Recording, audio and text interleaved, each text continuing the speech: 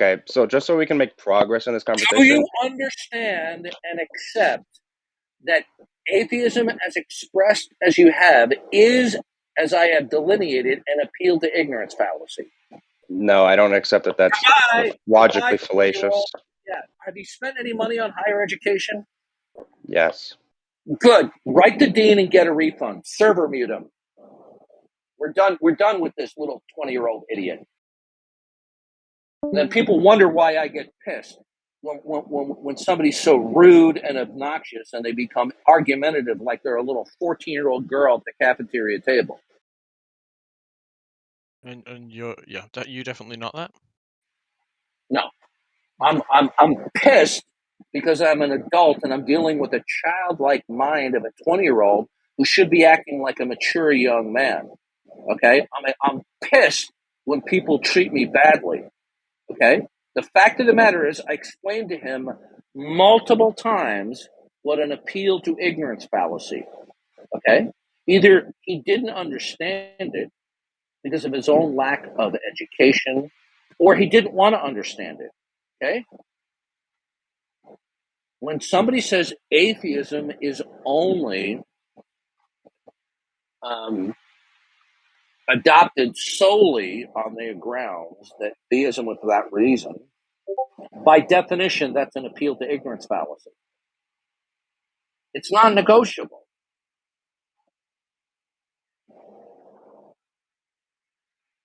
See, this is the problem with young males who are atheists. They sit there and they memorize a couple of talking points and they think they're brilliant philosophers, and they don't realize that these talking points are simply cliches.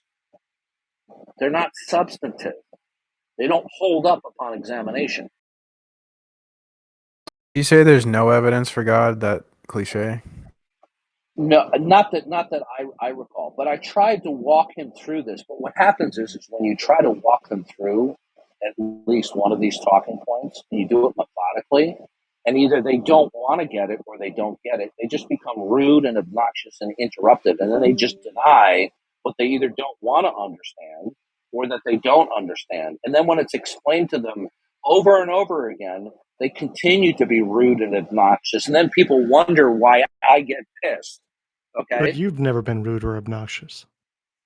Um, have I been rude? Yeah, only when I feel, from my perspective, it's called for. When I'm dealing with somebody who's being a complete asshole,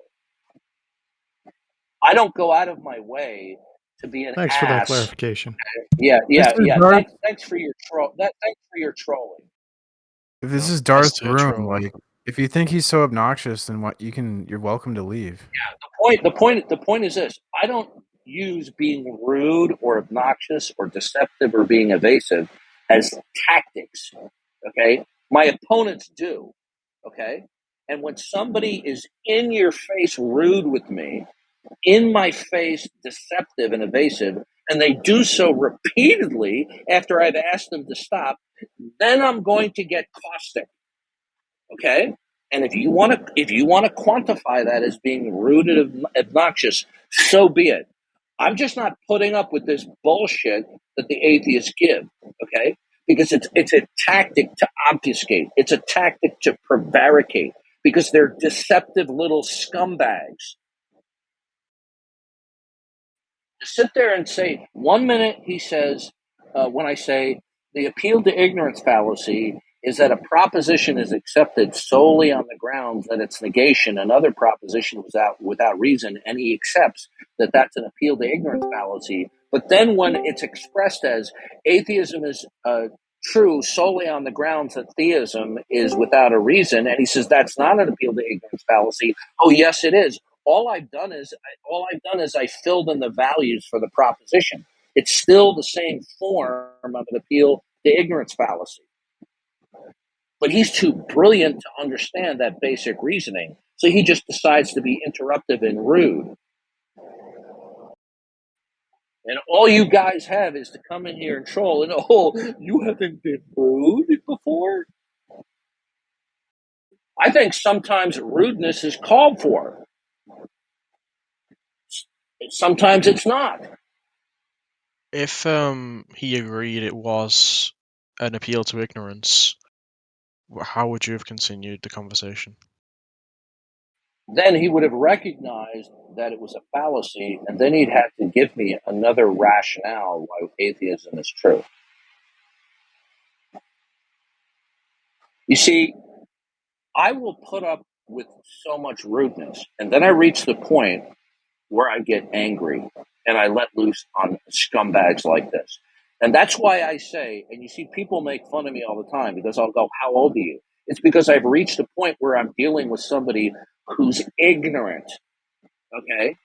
And yet they don't think that they're ignorant, and they just spew cliches, and they don't realize they're spewing cliche talking points. That's why I go, "How old you are?" Because if they're 16, 17, 18, okay, I'm going to have a little bit more tolerance than if they're in their 20s, 30s, or 40s. Okay, because if they're impulsive when they're in their teens, it's because they're still a child. That's why I ask how old these people are. The atheist troll, JL Warren, wants me to unmute him. I don't suppose you want to engage with him at all. Absolutely not. Okay, I didn't Okay, think so. he blew his opportunity a long time ago, engaging in slander and defamation toward me, and even his own stupidity.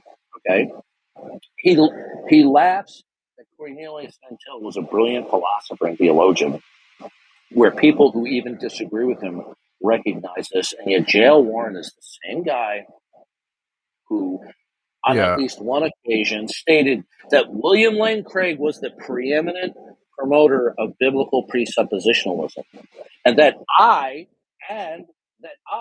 was either he or his compatriot on that stupid YouTube channel, that I got the skeleton of my ideas from Craig. They actually said this. William Lane Craig Yeah. is a critic of biblical presuppositionalism. William Lane Craig is a critic of Cornelius Van Til, although Craig is not well read in Van Til. And even Craig made a blunder by saying that Van Til was not a philosopher when Van Til earned a PhD in philosophy from Princeton University. Now, J.L. Warren is somebody who's stupid, in my opinion. Oh, I agree. And I've talked to him a bunch of and, times. and he's arrogant. He's blinded by his arrogance, and Yes. and because of his obnoxiousness in previous conversations with me, he's blown every opportunity to restore a talking relationship. So you can go pound sand, J.L. Warren. I mean, I feel the same way. I've talked to him a whole bunch. I feel the same way. Yeah. See, this is the problem with some of these atheists. They're blinded by their own arrogance, their own hubris, and they think they think they understand biblical presuppositionalism. They constantly misrepresent it. All right, they'll read a little critique here and there, and they think that they have some kind of mastery on biblical presuppositionalism. I've even had people who on YouTube who are philosophically oriented, and because they read something in a book like The 5 Views on Apologetics, that they actually misquote William Lane Craig's critique and didn't even understand the nature of his critique when they misquote him. It's Anyway, like Jay Warren, they go on and on about how they want evidence and stuff for their claims or whatever, and then if yeah, you and provide they evidence that goes against what they believe, they just disregard, they just hand wave dismiss it and no, like laugh. it's just the tactic of contrarianism. They demand evidence for God. Okay, what's the evidence for the not God world? And no, it's not a shifting the burden of proof. The reason why I asked the question is I'm showing that atheists are not consistent with their criterion of belief. They have one standard of belief for the God world. They abandon that belief when they adopt the not God world. Gee, It's why not do they do possible. that? You can't live on Earth as a non-believer and live consistently. It's not possible. What would your answer to that be, though? Answer to what? Well, some people would argue it's shifting the burden of proof. Would That's your it. answer to the original question That, be that, that's or an atheist cliche. That's because atheists have convinced themselves to adopt a bastardizing definition of atheism. This is how dumb they are. Okay. Look, when we ask atheists to defend atheism, it's not shifting of the burden of proof. Okay.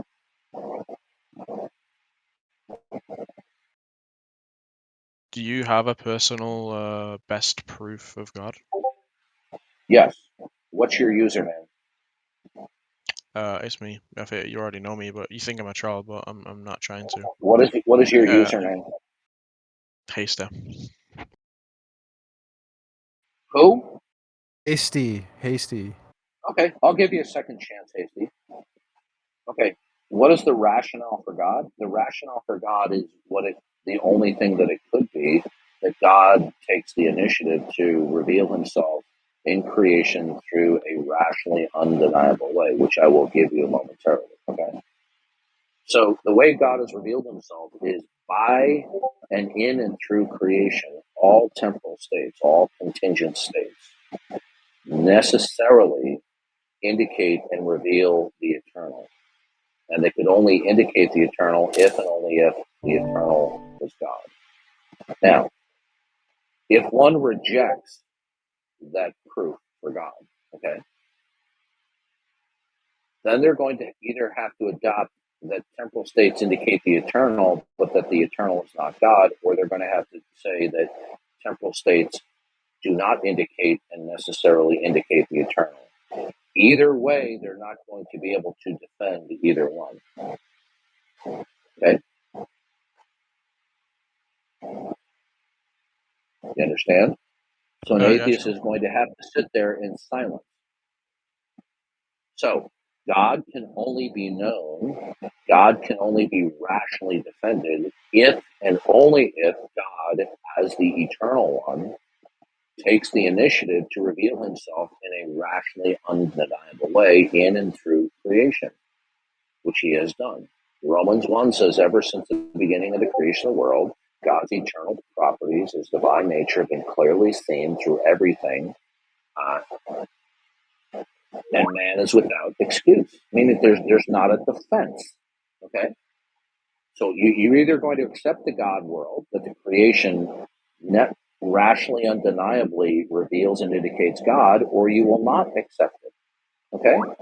Now, the non-acceptance of it will either be an explicit or more typically an implicit counterclaim, which is going to have to be defended, which is not a shifting of the burden of proof because we've already made a case for the existence of God. The fact that our opponents don't accept it and we insist that they defend their negation of our position, okay, is not a shifting of the burden of proof. It's only idiot atheists on Discord who say that because they have the minds of adolescents, okay? Atheism is not merely the rejection of a God claim. It's either the direct or the indirect denial of God. So it's not a mere absence of belief, okay? Yeah. So they're So not like if you and I are walking by Loch Ness and I tell you there's a Loch Ness monster in there, you could legitimately claim to suspend judgment. Now, the problem with atheists is that they think that their position constitutes a mere suspension of judgment, that it's not positive, it's not the negation of theism. Okay? Atheism is the negation of theism. Theism is a proposition that at least one God exists. Atheism is a proposition that no gods exist. So when we insist that they support atheism, we're not shifting the burden of proof. I get that. Now, if I said to you, okay, theism is true because the atheists failed to prove atheism. Well, then that would be a fallacy. But that's not our position. What we're doing is we're making a positive and objectively, rationally defensible case for the existence of God, and that the negation thereof is impossible. Hey, do you need server rules or do you need server roles to talk in here? No. Okay. So this is the So problem that we have with so many atheists. So many atheists that we deal with on Discord are uneducated. All they know are atheist talking points. Okay? Yeah. So what did just to go back, what when you say the temporal and the eternal thing, could you just explain what that means a bit more? Yeah. Something is temporal if it's not eternal and it begins to exist. In this discussion, I'm using the word temporal in this particular discussion to mean that which is not eternal and that which begins to exist. There are different uses of the word temporal. Okay. So, for example, in a discussion of God vis-a-vis time, I no longer hold to the position that God is atemporal, that He's a temporal being, but I'm using it in a different sense, meaning that the life of God represents His first moment, and from that first moment, all other moments of what we call time come into existence. But that's a different notion of the temporal. I'm talking about something that is not eternal, something that begins to exist. So everything that we're acquainted with necessarily indicates the eternal. In other words, these things indicate and are contextualized by the eternal. Now, one will have to either agree that the temporal things are contextualized by the eternal and either accept that that is God, or they will have to accept that whatever the eternal is not God. And they're going to have to present a case for that. See, there is no neutral response. That's Okay, the I get it. dirty little secret. Okay, you can't be neutral toward God. People pretend they can. People try to argue for it, but it fails. Okay, no, that all makes sense to me. So for an eternal being, I think that all logically made sense to me. So where this is probably just a question you get asked a lot, but from where does it go from? That's essentially logically proving God, but from there to linking it to the Christian God. Oh, okay. So I'm not arguing for a generic God. That God is a perfect God. He has, how shall I put this? That God is perfect is inferred by God's ordination, because if the eternal were not perfect, then there wouldn't be grounds for truth, reason, and intelligibility. You wouldn't have any contextualization. If the eternal was not perfect, meaning having all great making properties, which the God of the Bible has, then you wouldn't have a ground of all being that would have the necessary attributes to secure truth, reason, and intelligibility. Okay. All Okay, right. So okay. so even some guy in the Amazonian jungle knows by virtue of God's creation that God exists and that God is perfect. Okay, and then we further know this in specificity through the prophets, ultimately in Jesus Christ and the Christian scriptures, as to God's nature. The transcendental argument for God is not a generic argument for God. It's specifically referring to the Christian God. Right. Okay. Any So other any other God that's put on the table that is not constitutive of being perfect and having the attribute set of the Christian God is a God that cannot fill the bill. yeah, they cannot Uh, fit yeah, fit in line with yeah, the eternal. Yeah, I get that. yeah, So yeah. what? This is just a literal what if, like, valueless thing. But what if the Christian God was just a God claiming to have those characteristics and didn't necessarily have those Okay, characteristics? there's two worldviews. There, the God worldview, where God constitutes being perfect, the Christian God, and all other worldviews. Okay, where it would be not the Christian God. No, actually, Okay. okay. Okay, could I rephrase it then? So, Yes. I guess technically the Christian God conceptually would be this eternal, like, all perfect being, but I'm saying specifically the the deity of the Bible that these entities and that these people were interacting with. Is it possible like that could not have been this eternal being and just No. another non-physical entity? The the the character set of God, okay, um, must be perfect, as in a Christian God. That way, that's the only way that it can be exclusive and indispensable. Okay. Okay. That's how you can know that it is the Christian God, because what God has revealed about Himself through creation and through the Christian scriptures, when we look at that character set compositely, that it's indispensable and it's exclusive. No other God can have it. Now, some people naively, like I just talked with a professor of philosophy who I debated with 2 days in a row, and he thought that he could make an appeal to the Islamic God or other gods, and he found out very quickly, and much to his chagrin, that you can't do that. It fails miserably.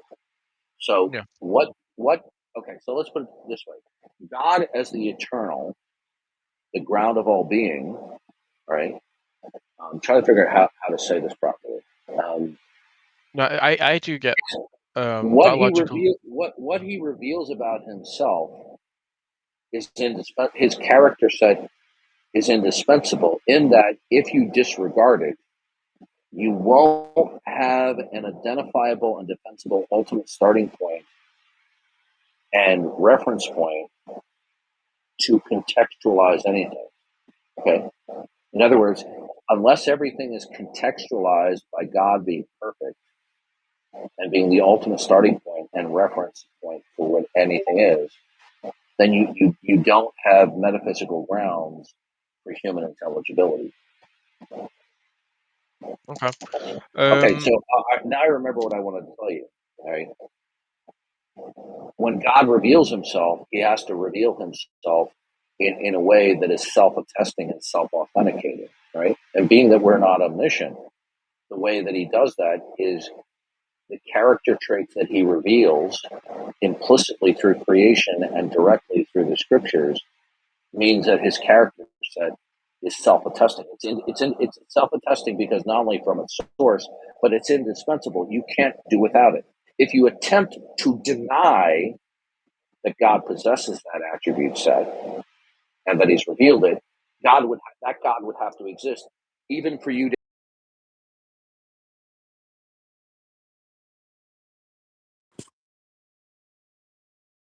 Hello. What's the contextualization for God exactly? Okay, contextualization is by virtue of that which is not eternal and perfect. God Himself is internally contextualized. Now, if you want to argue that there is something else that can be internally contextualized and that it will possess aseity, that it will be self-contained, unconditionally non-dependent, and non-derivative, good luck doing that. Okay? This is not to say everything metaphysically has to be contextualized, because then that would include God. Okay? God being the absolute, okay, He's self-contained. He requires no contextualization. Okay? What what do you think of the statement existence is God? No, that existence is not a predicate, sir. Oh. Okay. What is existence? And I'm Literally. not being funny here. Okay. Yeah, no, Existence is just simply appealing to either a stipulated or non-stipulate entity that has one or more attributes. Okay, that's real, and that's what you mean by its extent or it exists. But yeah, the state of existence per having a se, mind. existence per se is not a predicate. Okay, Hmm. so it's like when people use the word reality, right? They don't realize it's a term of abstraction. Yeah, it was an abstract. It was definitely an abstract thing to compare it to. I just wondered what you Yeah, thought of that. yeah. So the point is this: the one thing that almost all atheists either misunderstand or don't want to understand is the dichotomous situation that they're in. Okay, it's not just we talking about God. When we talk about God, we have to make sure what we're talking about. We're talking about the creator-creature distinction or the God world. God is that which is ultimate, absolute. He is the ground of all being. He's perfect, and everything else that does exist that we come into contact with or on derives and depends on such a God. And without that ultimate God and His character set, then truth intelligibility cannot be grounded. And any claim So to be in possession of that without God would just simply be an arbitrary claim. in the Christian worldview, we can make sense of invariant abstract entities, but you can't. They don't make any sense under an atheist worldview. So atheists think that God is dispensable. Okay, but that's foolishness. How would God be dispensable? Tell me about your will. So let me give you an example. When they dismiss that God is and that He's revealed Himself, okay, they do so because they claim that God is not rationally defensible or He hasn't been demonstrated, i.e., that He has revealed Himself through all temporal states, as I have stated. They then turn around and they adopt the not God world, and that they're speaking out of it and they're functioning and operating in terms of one or more fundamental parameters that they take as real that replace God as the ultimate starting point. But whatever that fundamental parameter or parameters is that they're operating from when they speak and adopt the not God world, that fundamental parameter, whatever that is not rationally justified according to their criteria. They simply arbitrarily state that it's real, like they accuse us as arbitrarily asserting God, and that we invoke God without rational justification. But they don't have a rational justification for the not God world. Because in the not God world, you're going to have a world of stuff, and either that's a world of complete chance, which they wouldn't have any other option but to accept, other than being arbitrary, or they will arbitrarily adopt that there are certain fundamental parameters of existence that give rise to other things, including us as humans.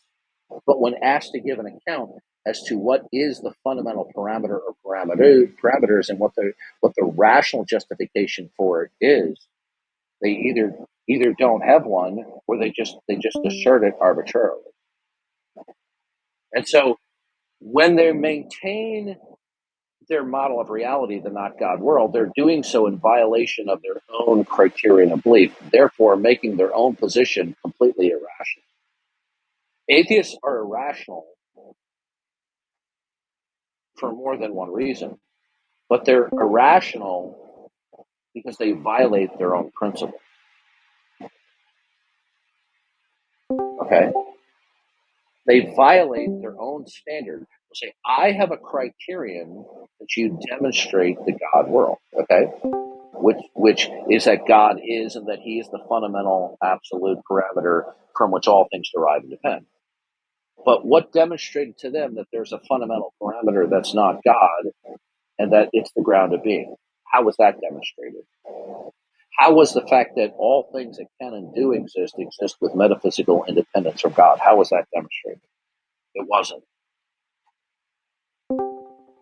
So atheism is hopelessly baseless and irrational, but because they desperately don't want God to exist, they just keep on repeating to themselves these stupid little childish talking points. Even professional atheists do this, right? Because they don't want God to exist.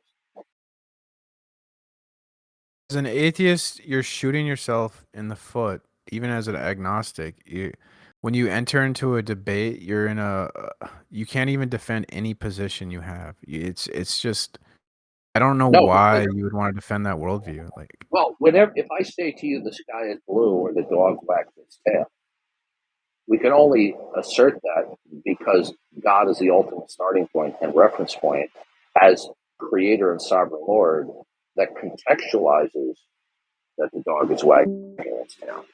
Now, if you say that you can rationally invoke and predicate by saying the dog wags its tail without reference to the necessity of God, what you're saying is asserting the sky is blue. You can defend its actuality and intelligibility without it being contextualized by God. Okay, so then what you're saying is it's contextualized ultimately by something else that's not God, or it requires no contextualization. Both of those paths are philosophical suicide. not It only can't be that, done. but there's no justification for like human freedom or human dignity. So you devalue human life when we move away They from Christianity. they don't care about that. They Don't simply care. don't care. The only thing you get out of atheism or agnosticism is like guilt-free sex. That's basically all you get out of it.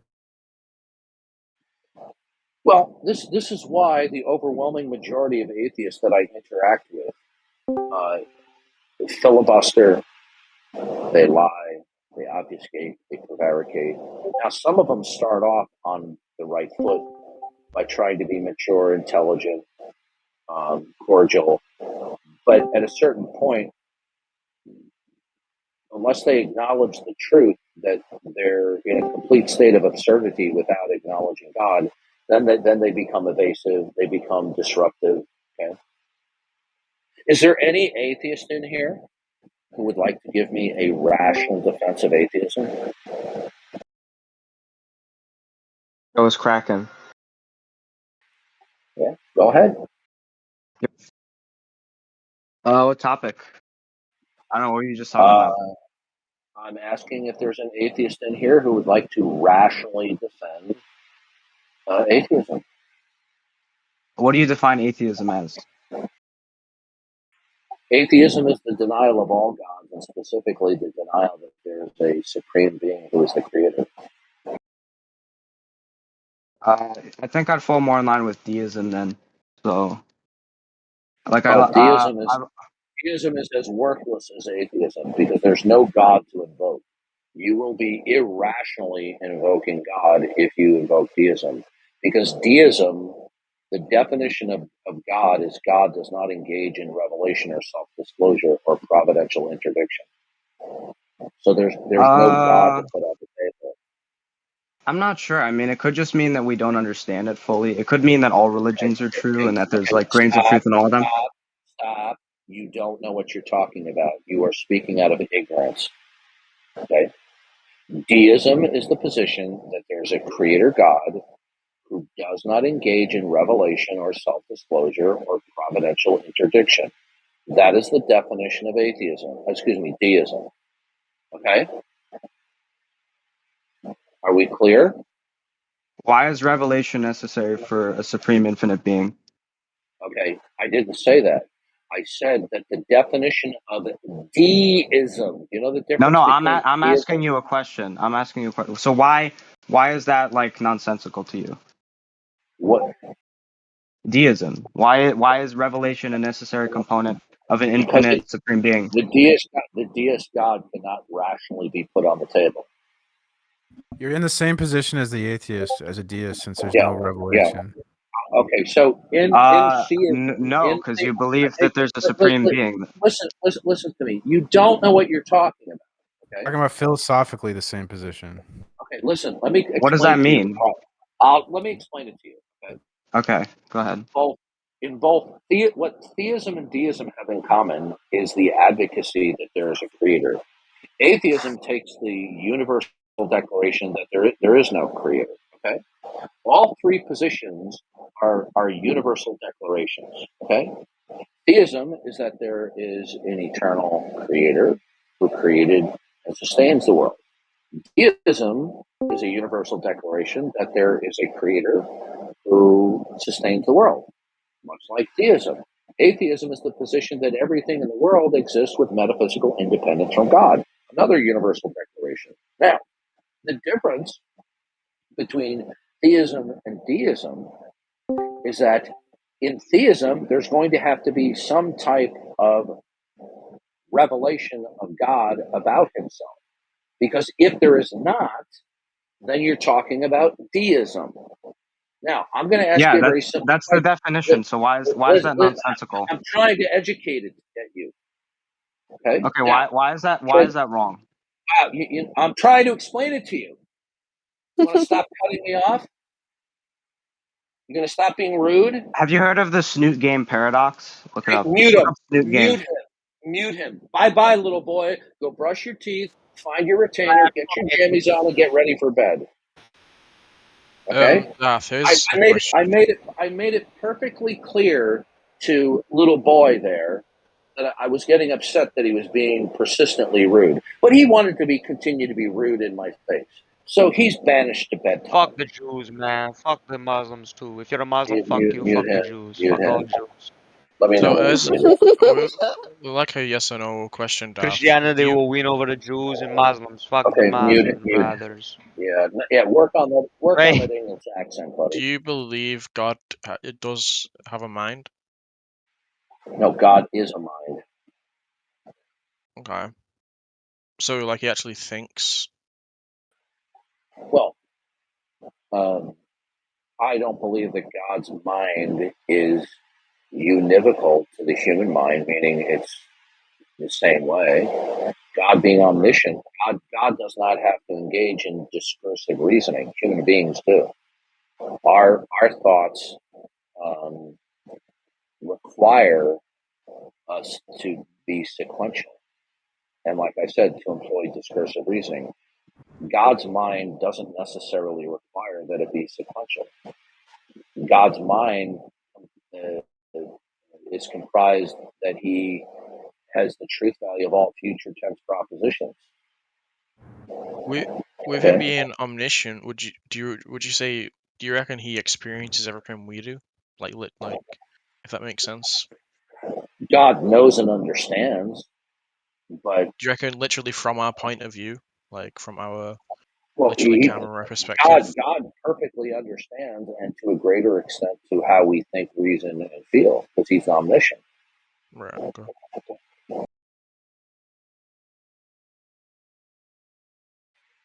You see, this is what happens when I start talking with these young skulls full of mush. This isn't directed at you. They just become abrasive. They become interruptive, right? And they're interruptive for the purpose of a strategy. When I interrupt people, and I do, it's because they're being evasive, they're being deceptive, they're being rude.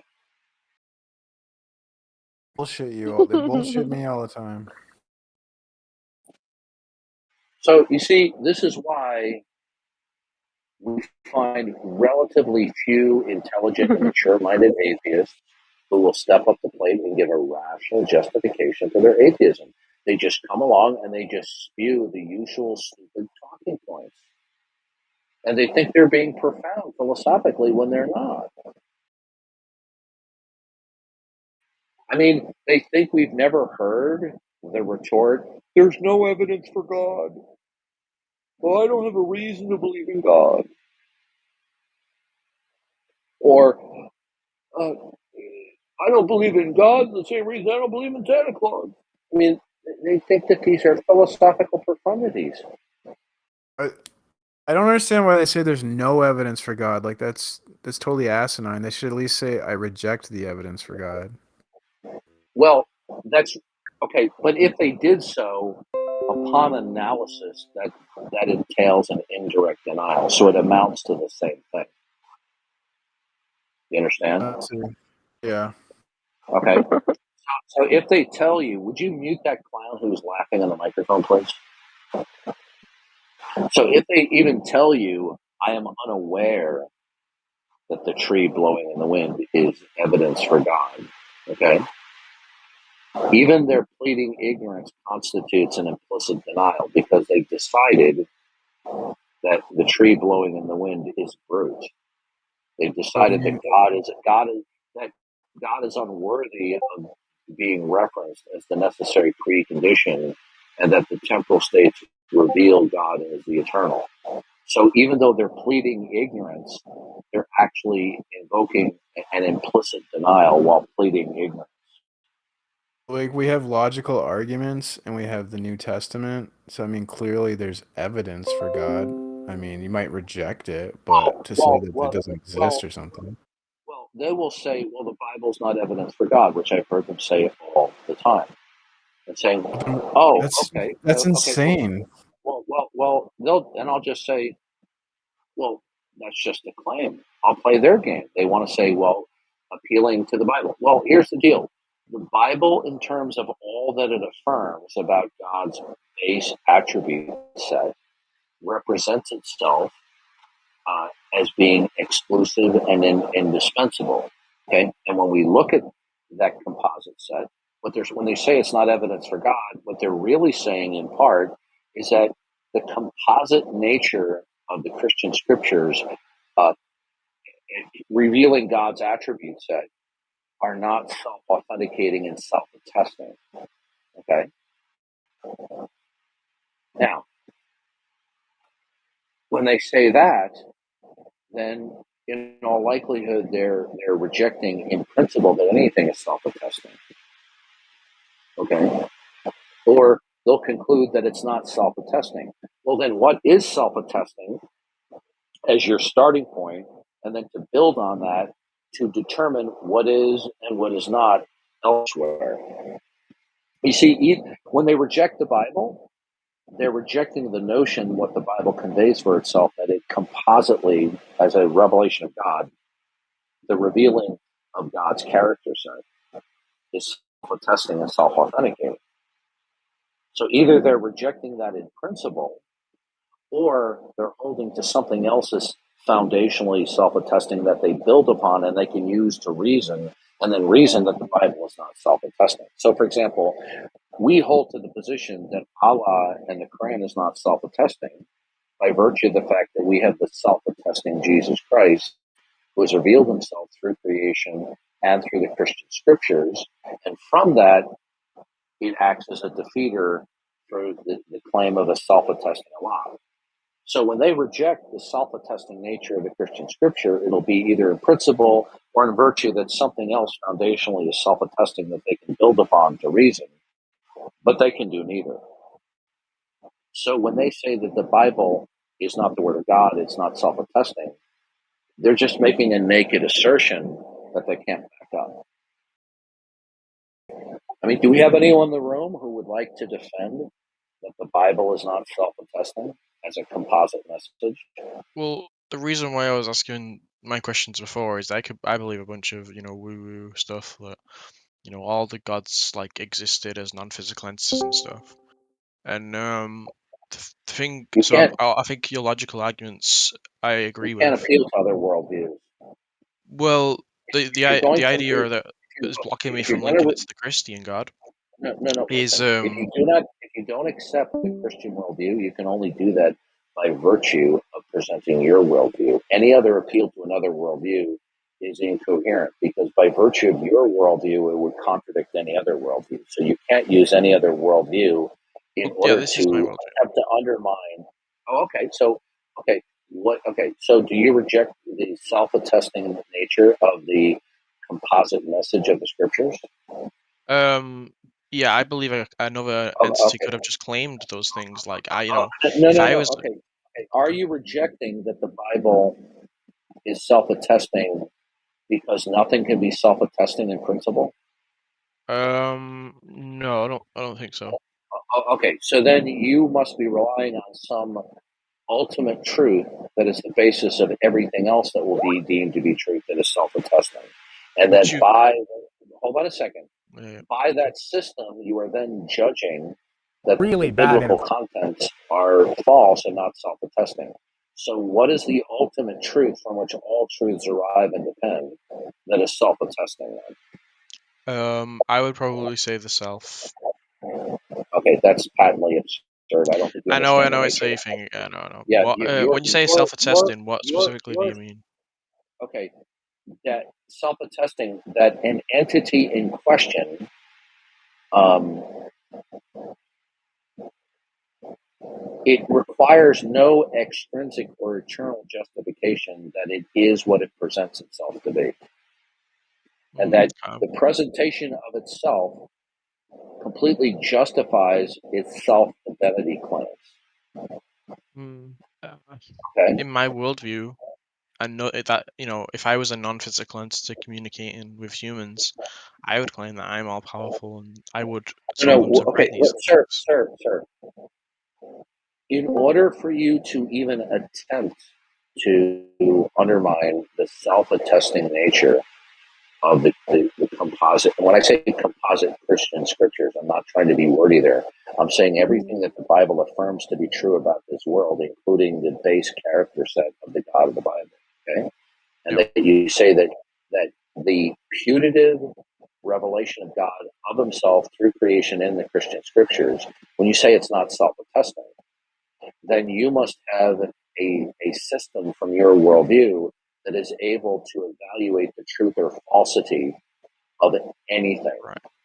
Okay, but what in that system is the ultimate starting point and reference point that will be used to adjudicate that any statement is true or not? That would be that any entity can communicate in the same way that. You're not understanding. I'm asking you to identify what concretely exists that is the ground of all being, from which all possibility derives in terms of what is, can be, and cannot be. See, No idea. if you ask me, I'm going to say that's God. But since you reject God, you reject the God of the Bible. I want to know what it is that is the ultimate ground of truth metaphysically, that you will then depend upon to make adjudications of what is true and false. Okay, and that would be that any entity can do what the God of the Bible did. You're not understanding the question at all. You're not understanding It's the because it's a meditation shitty of it. question. I must No, not it's be not. understanding. It's not a shitty. Hold on, I got to you plug in my phone. Hold on, give me a second.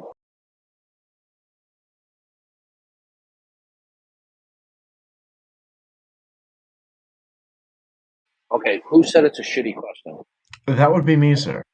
What is your username? I'm at the bottom of the chat. I'm on my mobile. What is your username? Zexus Gitano. Pleased to meet you. Your acquaintance again, sir. Well, I'm looking for you here on my mobile here. Hold on, give me a second. Certainly. Seem familiar, Zexus. We spoke earlier.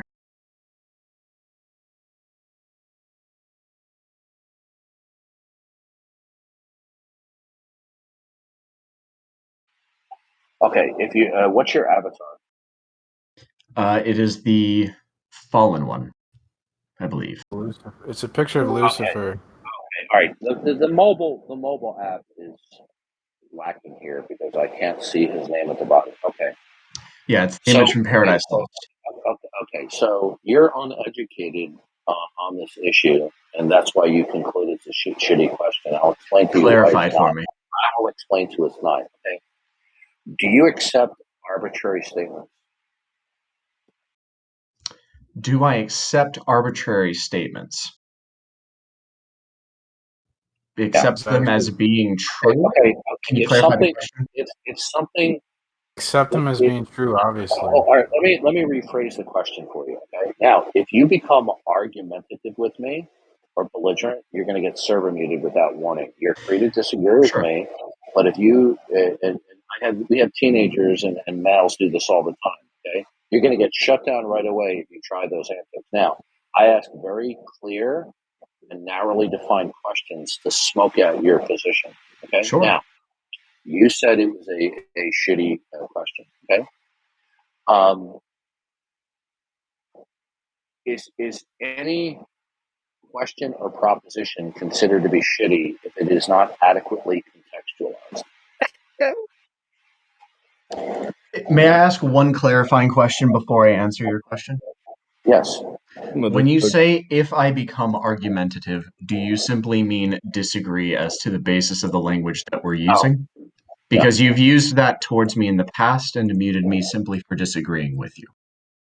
I beg to differ, but we're not going to discuss the past. Now, is a question that contains a proposition or a proposition considered to be shitty, using your word, because the question or the proposition is not sufficiently contextualized? Sufficiently contextualized. I would say that a question is shitty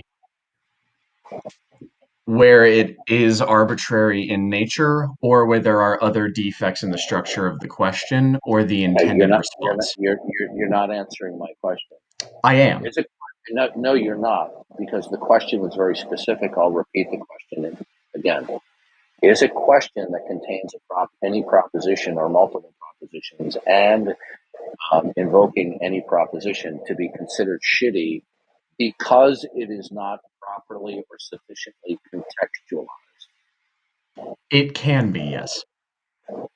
No, I'm asking you if something is not sufficiently contextualized. Okay, is that acceptable to you? Depending on the question being asked, it can be. It could not be. I think that in this context, I think that with respect to this question, context is very important, and I think that it would be necessary to ensure that when we're talking about specific terms, that we're being clear with one another. Yes. Can a question or a proposition be intelligible if it is not directly or indirectly contextualized?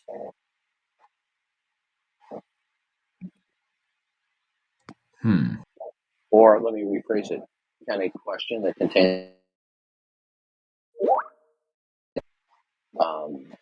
is it acceptable to you if it is not contextualized either explicitly or implicitly? I don't know if I would say that questions are acceptable or not, but I would say that in order to effectively answer a question, it's important to understand what specifically is being asked. You're not answering my question. You're filibustering as most people do when I ask. I mean, I'm trying to answer. No, I know you're trying. Okay, now is it any predicate? You know what a predication is? Define it for me, just for sake of argument. The dog is wagging its tail. The sky is blue. Okay, it's a subject with an object. Okay, now are questions that contain propositions and propositions worthy of acceptance if they do not have contextualization explicitly or implicitly? Can you ask that again, or maybe simplify the question a little more? Do you accept arbitrary propositions? Accept them as true? Generally not. Okay. So you must have a non-arbitrary proposition. Is a non-arbitrary proposition a proposition that is contextualized? Usually contextualized within a particular set of reason or system. Will you accept propositions that are not contextualized? Again, it depends on the proposition. No, sir. Will you see? You keep on evading the question. No, I'm answering it, but I'm not answering it in a black and white sense. No, sir. Okay, I'm almost done with you because you keep on dodging my question. Will you accept any propositional content that is not contextualized? I think that I don't know. We can continue because you don't like my answers, so I'll stay silent. No, because your answers are evasive while pretending to answer my question when they're not answering my question. I'm asking you very clear and circumspect questions, and you're giving me answers back that are more filibustering than they are substantive in answering my question. I'm asking you a very simple question. Do you accept arbitrary declarations? Again, it depends on the declaration. Have a nice day. We're done. Okay. See, this is the verbiage of somebody who's intent on dodging because they're afraid. It depends, sir. They're afraid. They're afraid of the. They're afraid of the ramifications answering one way or other. So when they go, well, it depends, they start hedging because they don't want to answer the question. It's either a yay or nay. Darth, can I explain why the Bible isn't self-testing in my worldview? Okay, in order to do that, you're going to have to tell me what your starting point is that all truths and adjudication depend upon, and how that's self-attesting. What? Give me some examples of an answer for that, because I. No, sir. Are you making a judgment that the Bible is not what it pretends it to be? When you're making an adjudication, right? Okay. Now that means the Bible is representing itself propositionally, and that the propositional content that the Bible represents does not conform and cohere to another proposition that you deem to be true. Right? Right. Either that proposition that you're using in your mind to adjudicate against the biblical propositions, either that proposition is your ultimate starting point and reference point metaphysically. That is, that thing in question is the basis of why anything at all exists, okay? Mhm. Or that proposition that you're using against the Bible derives and depends upon the ultimate proposition that is self-attesting. So I'm going to ask you, Well, in order to use a proposition to defeat the Bible, you need to tell me is what is the ultimate starting point and reference point that is self-attesting that you can build upon metaphysically to falsify any other statement. so my answer to that would be the self. Just, Okay, you're but not I under. know you don't Okay, like that. you, So every why? So, conversation we have, you say the same thing. You're not understanding the but what nature of the is the question. wrong with that? Because that the I'm self trying is to explain to you why you don't understand the question. okay. You as yourself, does the moon exist ontologically because of Uh, your self-consciousness? yeah, Would the moon cease to exist if you were obliterated? yes, and I don't like yes, Oh, and okay. because So of the moon, my self so the would moon. never. So let me ask you this: did the moon did not exist until you were a self-conscious being? Not yeah. To me, it didn't No, I exist didn't. No, I until didn't ask you to you. Okay, I'm asking you: did anything at all exist before you came into existence? no. So nothing existed. Yeah, and that's the same for you, and it's the same for everyone Okay, else. and how do you know that? Well, this is my worldview. No, you're not. You're not Okay. You're not understanding. Okay, Well, you're not getting. You're not getting this. Okay, okay. Could I what you're just saying. explain my worldview and why? What you're thinking of is that your conscious awareness of something. Okay, now, so when did you come into existence? When I was How born, how old are you? How old are you? 20, 21. Okay, so 20 years and 9 months ago, you were conceived. Mm-hmm. So 22 years ago, nothing at all existed. Yeah. And how do you know that? Because my consciousness didn't exist. Okay, that's a non sequitur. Okay, Okay. you're I a dog. You're a dog chasing its tail. That's okay. begging the question. Yeah. The thing I don't know all the terms So for like so the. so the Earth did not exist. So Yeah, how did how did how did okay? Did your consciousness start at conception? um, I would Were say you probably, but were you conceived by your mommy and daddy? um, yeah. Okay. Now, did your self consciousness start when you were a single fertilized cell? I have no idea when it started. If it, Okay. So you told me nothing existed before your self consciousness. Did that single fertilized cell well, exist I before know your it. self? Okay, listen. I'm not going to play these Yeah. stupid little games with you. Well, I Your just wanted to position is explain the childish. worldview No, originally. sir. Listen. Did your self consciousness exist when you were a single fertilized cell? No. Okay. Then, according to you, nothing existed before you were self conscious. Therefore, that fertilized single cell did never existed. Yeah, I know it's contradictory. Okay, we're no, yeah, that's right. Have a nice Sure. day. We're done. Okay, Do I'm you not not going Contradictory. to want to deal with hear you till we why get the to Bible's You not said it was we're self-attesting? done. contradictory, sir. You said yourself. Yeah, I Yeah, did.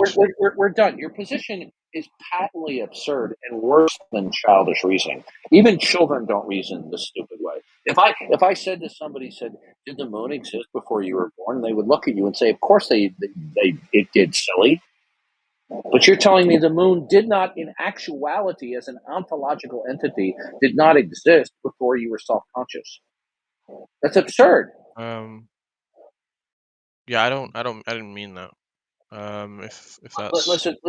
I'm just meaning. Every conversation I have with you, as Mm-hmm. in spite of the fact that you're a nice guy and you're cordial, every conversation I have with you, it's the same convoluted crapola. Okay. So I'm going to move on. Anyone else want to talk about the issue of Atheism versus Christianity.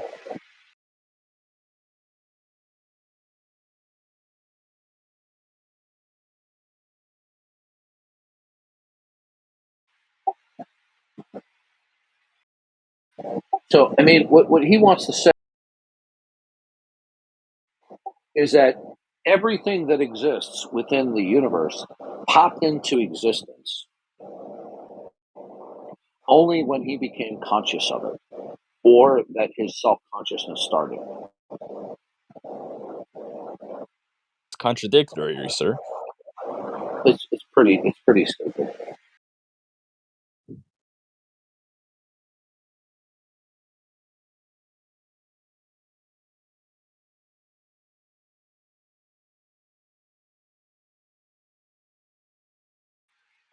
Does anybody else want to challenge the self-identity claims of Jesus Christ?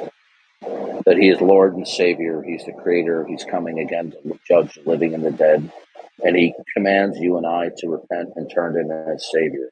Anybody want to challenge that? Inmate, why don't you challenge Darth?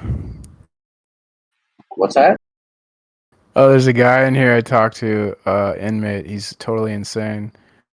Why don't you challenge Darth? I don't want to talk to him. He's disgusting. Oh. Oh, is that Dogma? Yeah, what's up, EF? Oh, okay. Did you ever finish nursing school? Yep, sure did. Oh my God! God forbid any patient that you take care of. Hey, it's better than living out of my car, isn't it? Okay, are you suggesting I'm living out of my car? Am I suggesting it? Yeah. No, I straight up said it. And how would you know where I'm residing at the moment? I know a lot about you. I can hear it, man. Well, Having right well, now. tell me where I am right now. Why do you want me to do that? Okay, see, you never change. You were an asshole back in the Pal Talk days, and you still are. Are you still a verificationist? Wait, do you think you're not an asshole? Okay, no, I'm not. You're Okay. not an asshole. Are you? No, I'm not. Okay. Are you a verificationist? Are you an Are you asshole? are you still smoking Why are pot you and carrying evading? a gun? Why are you evading? Yeah, You're Dogma. I'm evading, not. sir. I'm Answer not. my I'm question, not. sir. Dogma. You're going to get server Shut up. muted. This is the Inmate. same. Inmate. Okay. All right. Shut Mute up. him. I'm not here to talk to you, dude. Mute him. All right, mute him. See, this is the same assholery behavior that he did 13 or 14 years ago on Pal Talk. He's such an ignoramus when it comes to atheism. He thinks that appealing to atheism or verificationism solves his problem. Hey, Darth, Right? I think you need to smoke some pot, man. Yeah, I don't think so. You need to calm the fuck down. Yeah, go away, little boy. Smoke all the pot you want. You're gonna wind up in hell if you don't repent. Okay? Right in hell. Imbibing in altered state of consciousness is exactly what Satan wants as many people to do, because then that leads them away from repenting to God. Hey, go on thinking life is a joke. You know, just eat, drink, and be merry, for tomorrow we die. You're in for a rude awakening when you die. Okay? You're going to be in for an eternal rude awakening. And thinking that biblical Christianity, the identity claims of Jesus Christ, are a myth is not something that you could actually intellectually or philosophically defend. Okay. Darth Dawkins, you're a child abuser? Okay. Would we mute the trolls, please? Who said that? Yeah, Who I don't said know. that? See, this Dogma character, he displayed the same assholery as he did 13, 14 years ago on Pal Talk. And even when I ran into him again years later on Discord. This is what these atheists do. I mean, they're just morons. They cannot intellectually and philosophically, in an intelligent and mature fashion, defend their atheism. So they pull this kind of crap.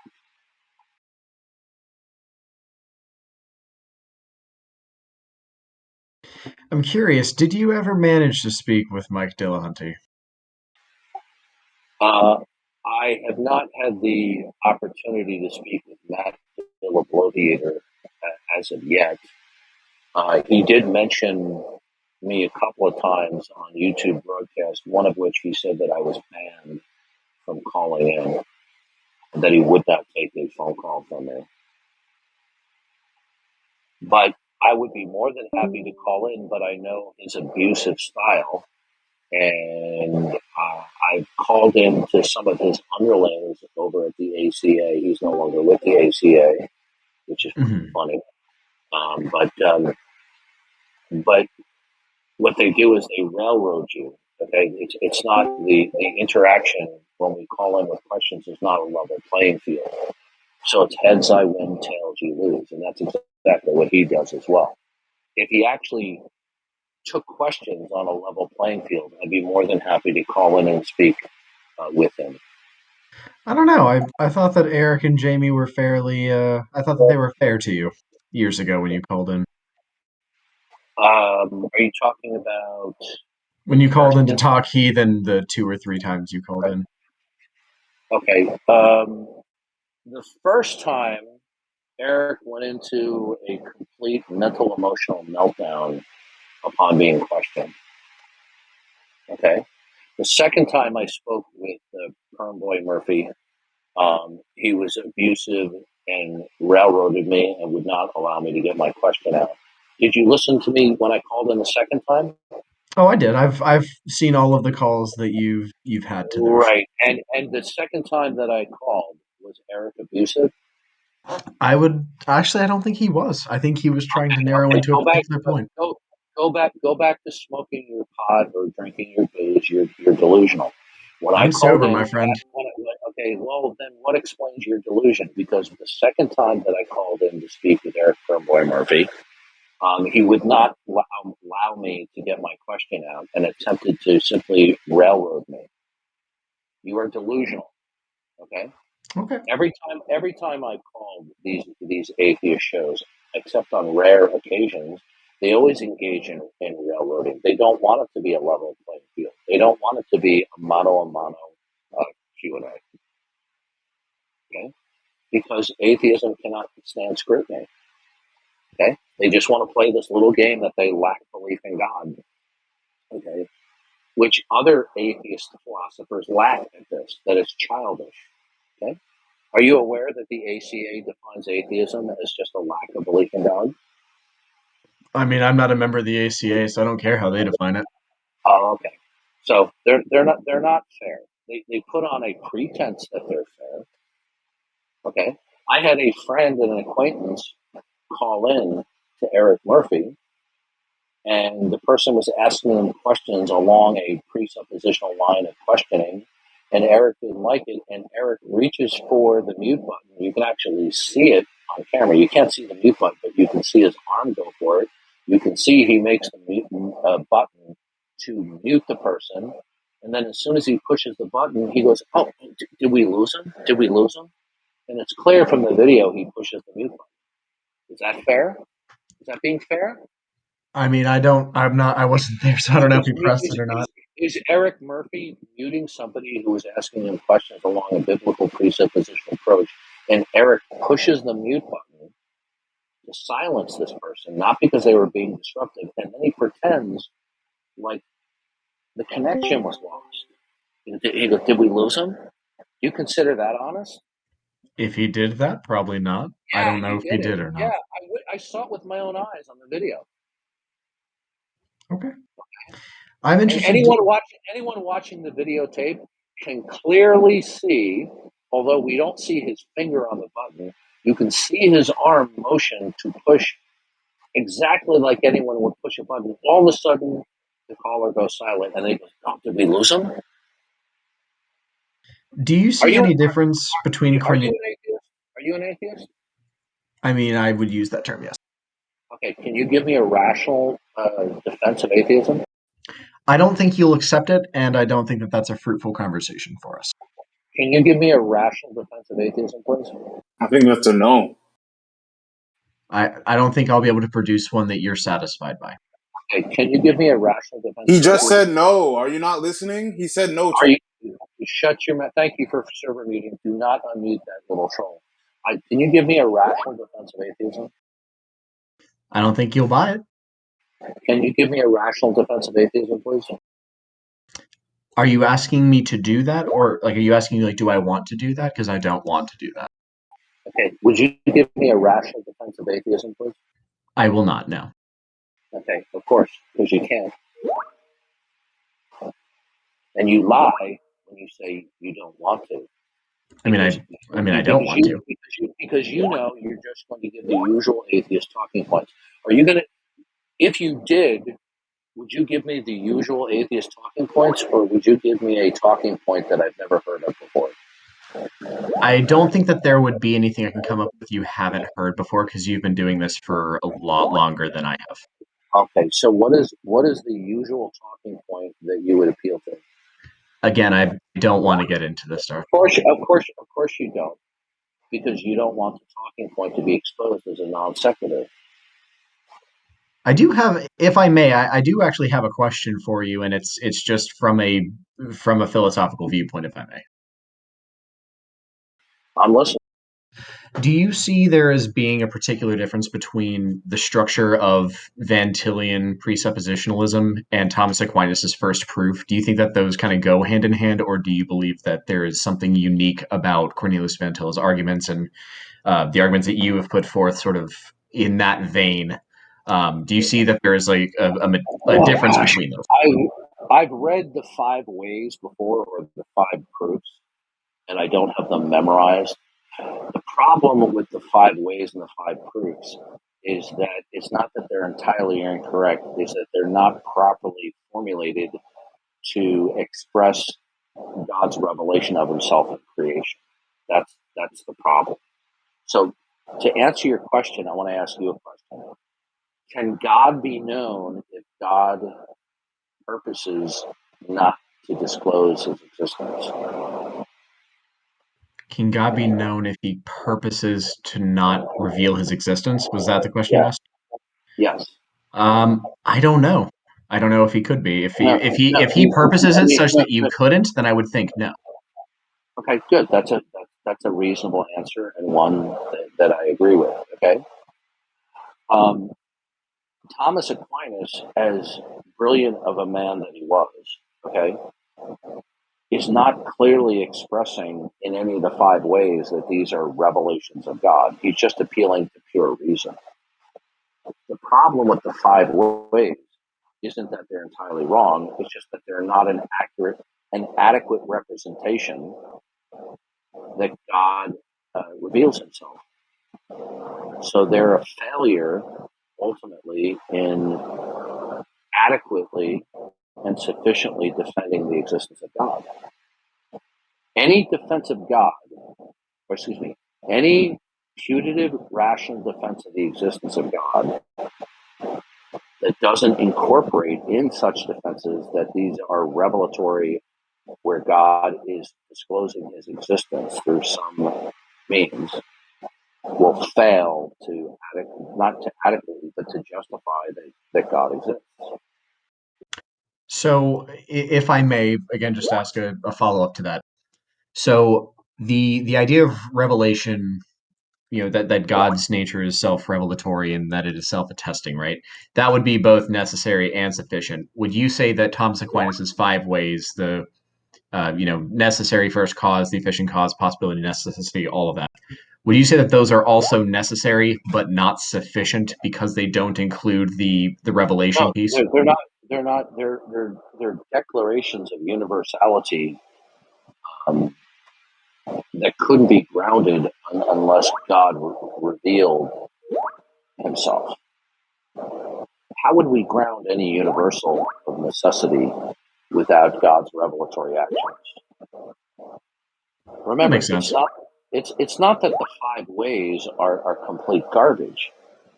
Okay, it's just that they are not properly expressed as God revealing himself. So let me give you an example. Okay, let's take advocates of. Are you familiar with intelligent design? Like are you talking like just generally the idea that like the universe and everything in it was created by God? Intelligent design is a view that we look at certain facets of creation, right, or the world, let's say like the DNA or the narrow ranges of the cosmological contents, and we infer a designer. Okay? I got you. That's intelligent design. It's not that they're wrong, but they don't adequately include that these aspects are revelatory of God. God purposed that everything be indicative and revelatory of Him, from a blade of grass blowing in the wind to the arrangement of the DNA code. Okay? The problem with the intelligent design advocates, as smart as they are, and as much as I appreciate their work, is that they're not acknowledging that anything that they're putting forward is revelatory of God. They're just saying that it's abductively, it's the best explanation for these things. Okay? So yeah, The God, so you're the God of the Bible, when He reveals Himself, is not arranging the world whereby looking at it that God is the best explanation, because then that wouldn't reveal God. Because abductive conclusions don't have logical necessity. Because what is seen to be a best explanation today could be replaced tomorrow by another explanation. So if we say that everything, including DNA and the fine tuning and a blade of grass blowing in the wind and my own self-conscious reflection, God is the only explanation, is the biblical approach, not that God is the best explanation. You see the difference between God being the only explanation versus God is the best explanation? I think that would be the difference between having God as the starting point, God as the conclusion. No. A best explanation is something that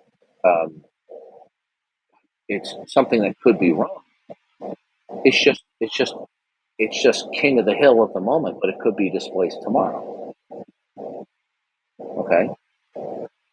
But when God is the only explanation for why anything is what it is, a blade of grass blowing in the wind, or the arrangement of DNA, or the cosmological contents, then if God is the only explanation, then no other explanation can even be put on the table.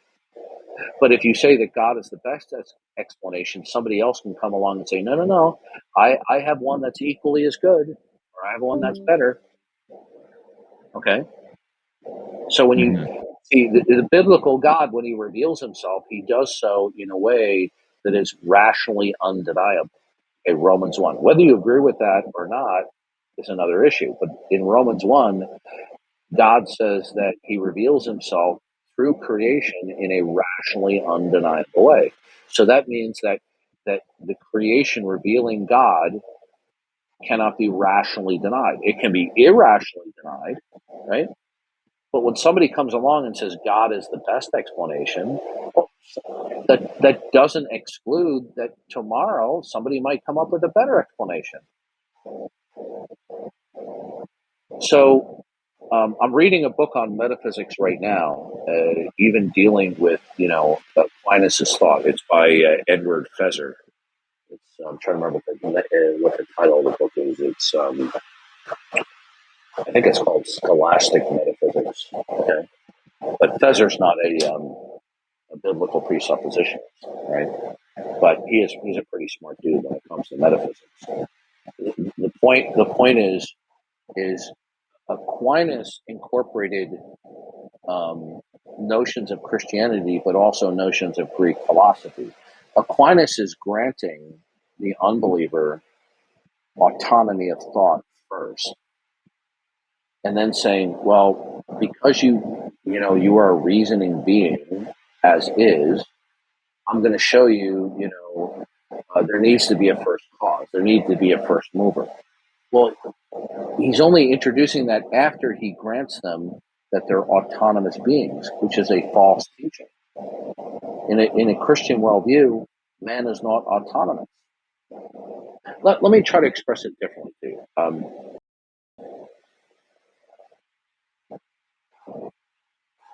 There's only two kinds of facts conceptually from a biblical perspective. Contingent, non-contingent. Well, not quite. In God's world, other than himself being eternal and without beginning, anything that is not God will be a created fact. Okay? Now, if one rejects that, then all they're going to be left with are brute facts. That there will be no identifiable and defensible ultimate grounding as to why anything fundamentally and ultimately is. So it will be brute.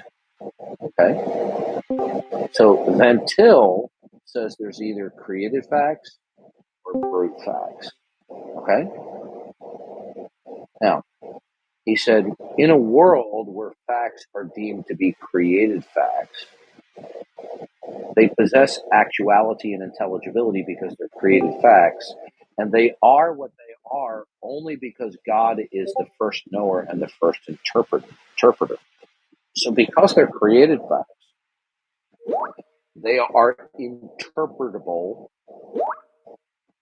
by the mind of God, and that man, if we are to have facts be interpretable, we must recapitulate God's interpretation of things. Okay? Now, to the exclusion of that is you would have brute facts, which are ultimately uninterpretable. Right? So when people like Van Til, he's presenting facts, he's saying these facts reveal God because God authoritatively says they are, even if man says they don't. And we know that this is true because in order to be a fact, it would have to be interpretable. In other words, it would have to be contextualized by God, and without God, it couldn't be contextualized. It would be uninterpretable. And if it's uninterpretable, it's a brute fact. Well, Aquinas is not presenting the defense of God in that way. He's presenting brute facts, adding up these brute facts, and then saying, well, therefore God. God cannot coexist with brute facts. Now, let's take. Are you familiar with the Kalam? Yes. Okay, like William Lane Craig says, everything that begins to exist has a cause, right? Now, the problem with the Kalam isn't that it's false, but the point is, how do you establish that universal principle apart from God's revelation? How do you establish universally that everything that begins to exist has a cause? It's true biblically. Everything that begins to exist does have a cause. It's God. But the Kalam doesn't identify God. It just says everything that begins to exist has a cause. Right? Well, where'd you get that universal from? I saw Bonson said there could be multiple first causes as well. Yeah, Thompson was brilliant. So the point with the Kalam isn't that it's entirely incorrect. The problem is that the Kalam is not being presented that it's a revelation of God. Okay? So William Lane Craig, who has great expertise historically, theologically, and philosophically defending the Kalam, it's a major. I think he did his doctoral dissertation on it. He's vastly smarter than I am. Okay, but I didn't understand the problem with the Kalam until I understood Van Til. Right. So when Craig advances the Kalam, he's advancing it because he'll say, well, it's more plausibly true than it's denied. That doesn't have a force of logical necessity. Seems to be the most common argument I see on Discord, aside from like pre-sub. is the Clom. People go to that. But you see, as a Christian, I wouldn't deny that everything that begins to exist as a cause, because I hold that God exists. Today we're going. But I can only hold to the universal that everything begins to exist. I can only adopt it after I've received revelation from God that He exists. Okay? It's not that the Kalam is wrong per se, but the point is, how do you ground it segregated from God's revelation?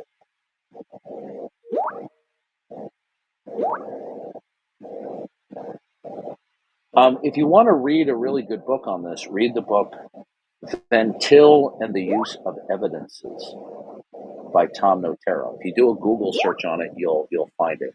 It's a small paperback in PDF form. It's on the internet. Okay, it's hard to find a paperback copy of it. Okay, and Van Til isn't against an appeal to evidences, but it has to be formulated in a properly biblical way, not as a mere universal statement segregated from God's revelation as a universal that you build on, and then you go, well, therefore God.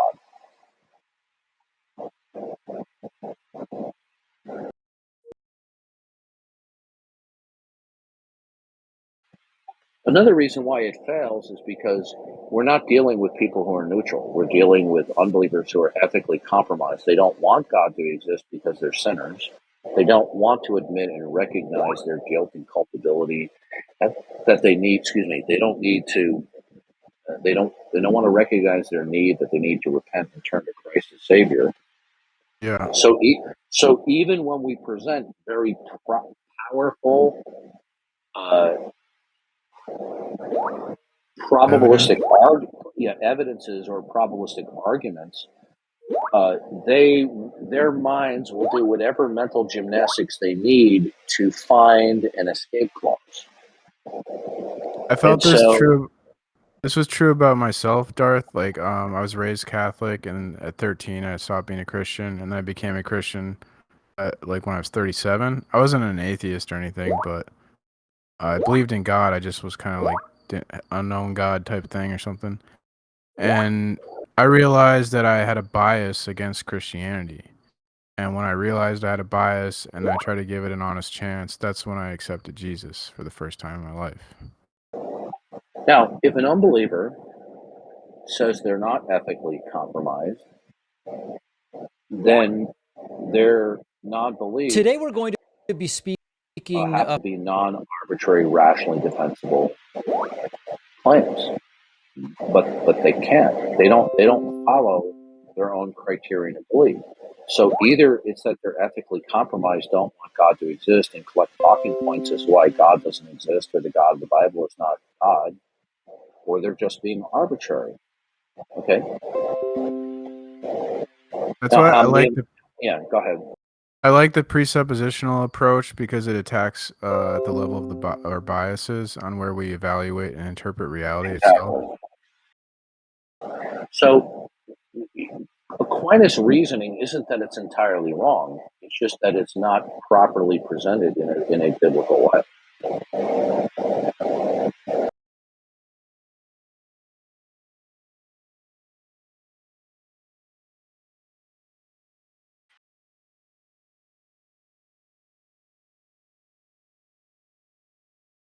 So I actually wanted to explore the idea of moral bankruptcy a little there, if you'd be willing to entertain it a bit. I got about 5 more minutes, then I gotta go. So, what of the atheist who would want God to be real, but hasn't found enough to be swayed that God is real? Do you think that's someone who exists? No. That person does not exist. Why not? Why? Because God says that ever since the beginning of the creation of the world, His eternal powers, His divine nature have been clearly seen through everything that is made, so that men are without a defense. When it says they're without a defense, it means they have no rational justification to deny that everything in creation, individually and collectively, necessarily indicates and reveals God. So when Well, they what if deny, I just don't know how God is revealed in all those things? no, no, well, you don't have to give me a scholarly understanding of it. The Bible makes it very clear that everything in creation undeniably, rationally undeniably, reveals God. Now, when the unbeliever hears this, they laugh and say, "What are you talking about? I'm denying God." Yeah, not you, but I'm saying they irrationally deny God. They irrationally hold that the tree blowing in wind does not reveal God. It's an irrational belief, but they think it's rational because they accept it as true. So let's take the tree blowing in the wind, right? Either it's the case that the tree blowing the wind is a temporal or contingent object that necessarily indicates and reveals the eternal, and it could only do so if and if the eternal purposed it God, meaning revelational.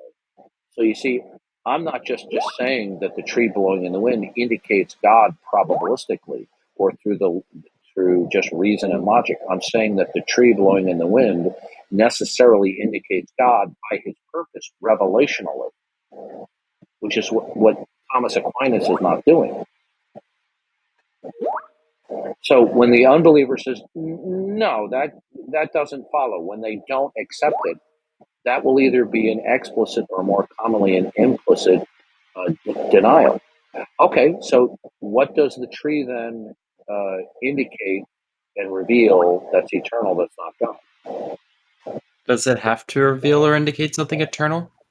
Well, they could opt that the tree doesn't reveal anything eternal at all, because then they would just implode into a realm of absurdity, because then the tree doesn't ultimately exist for any reason, and then the tree wouldn't be anything at all.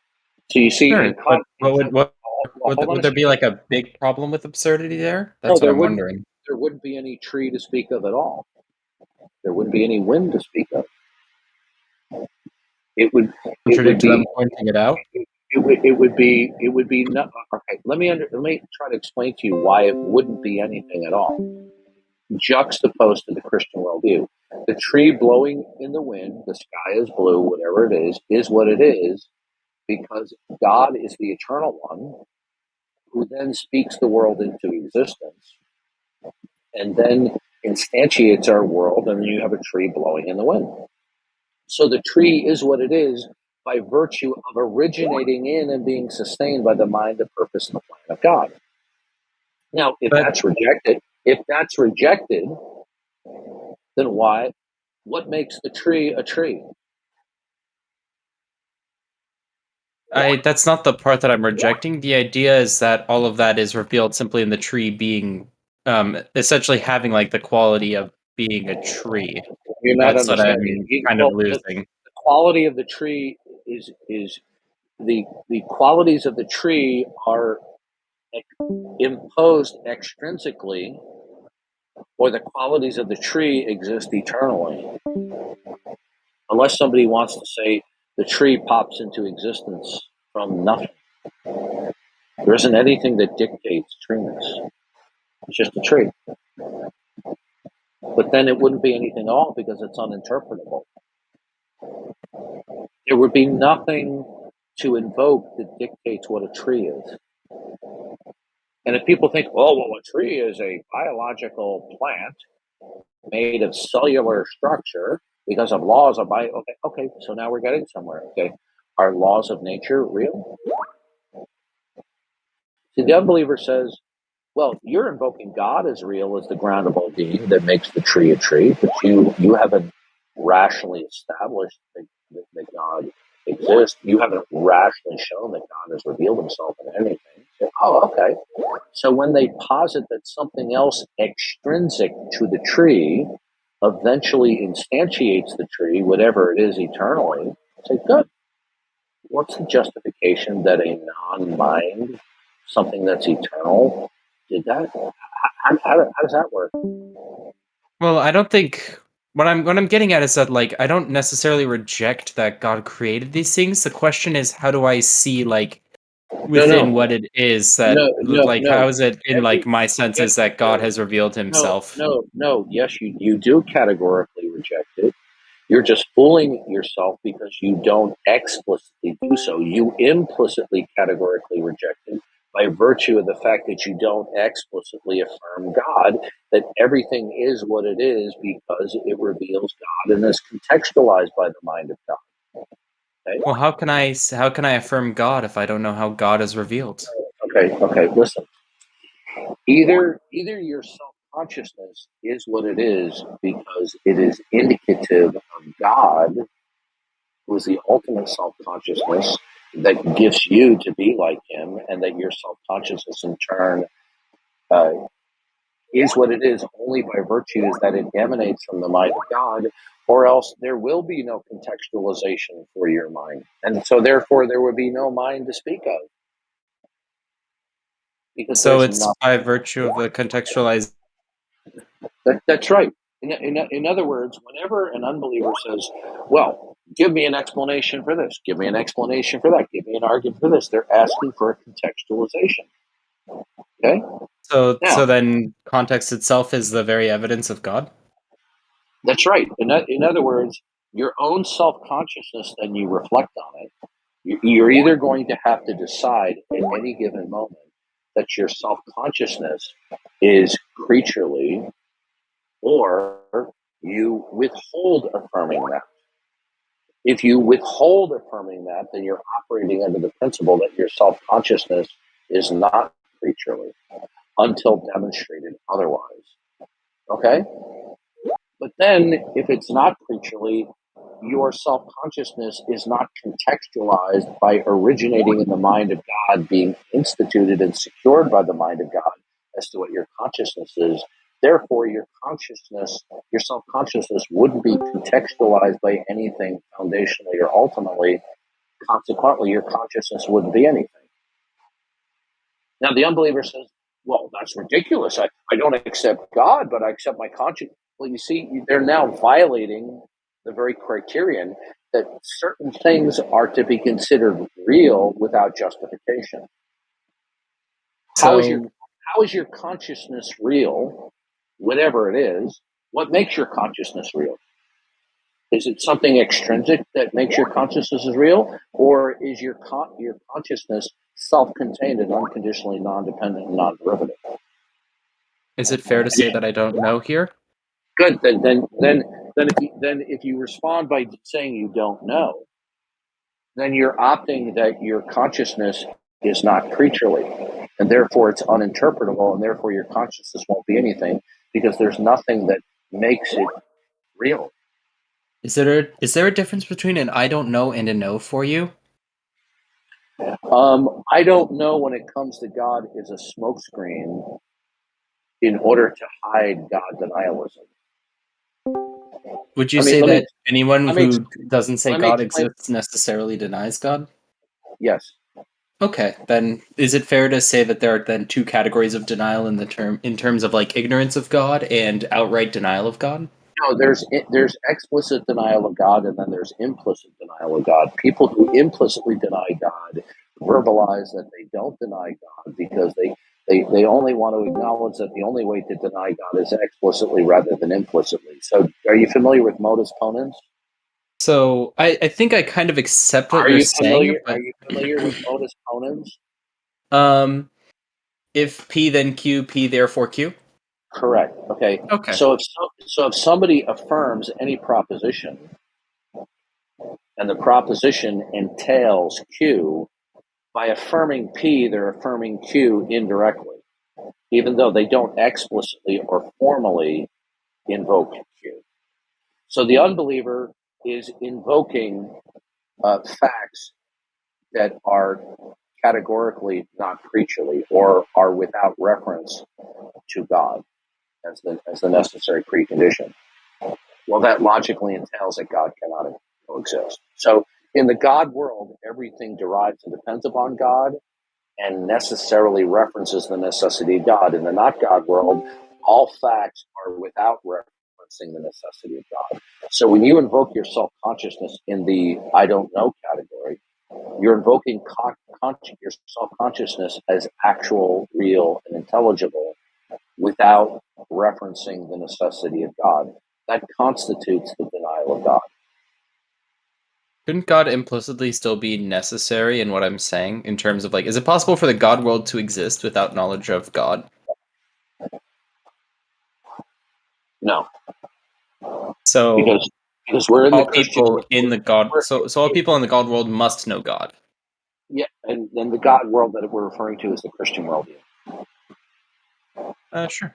If you want to say hypothetically, if there's another God world that's not the Christian worldview, we could hypothetically say, well, there's a creator who decides not to reveal himself, but such a world wouldn't be defensible because that God would lack one or more of the properties and attributes of the Christian God.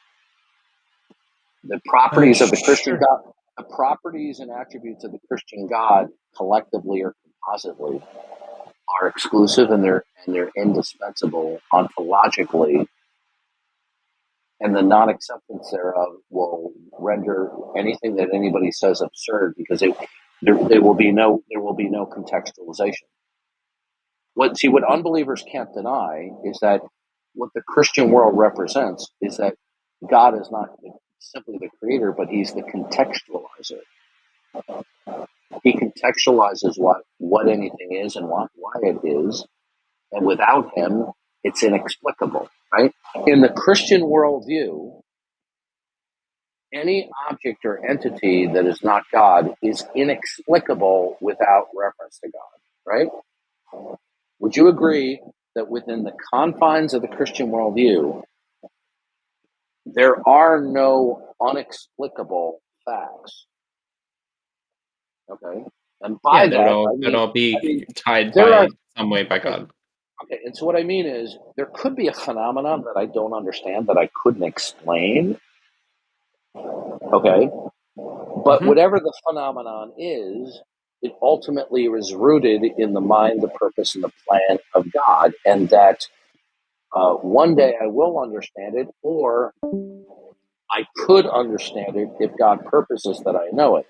So there couldn't be anything that would be fundamentally unexplicable. So everything is explicable as that it originates in the mind and plan of God and is a part of God's plan. So there are no ultimately unexplicable facts in the Christian worldview. But when you invoke your consciousness without referencing the necessity of God, you're saying is my self-consciousness does not necessarily indicate and reveal God and by his purpose. You're now classifying and categorizing your consciousness as being inexplicable. But you don't realize that it's inexplicable, but it is, because there's nothing that explains it. There's nothing identifiable and defensible that explains what it is. So I guess the way that I would respond is it possible for to be necessary in all of the ways that you've described, with some people not fully understanding why that is the case?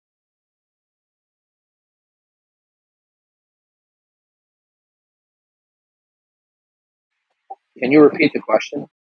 So, is it possible for God to be necessary and for one to invoke facts where God is implicitly necessary in all of them without fully understanding how God is necessary, and for that reason not affirming outright that God is necessary for facts and Yeah, beliefs? there are people who do that.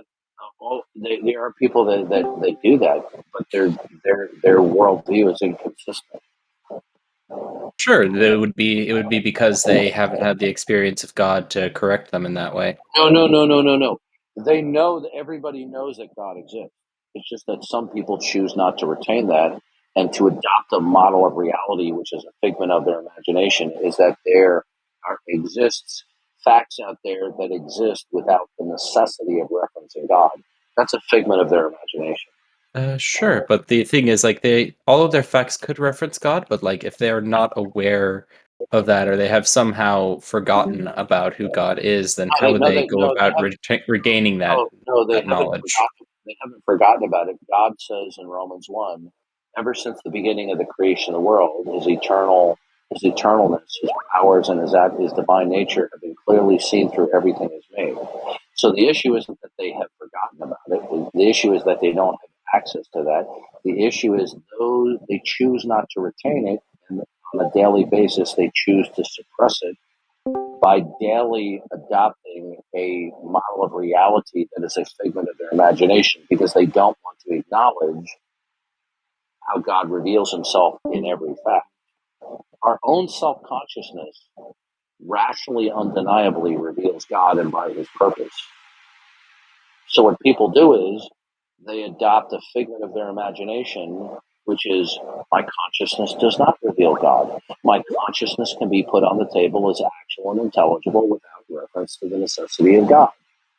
But you see, then what they're saying is a fact can be presented when it is not metaphysically contextualized.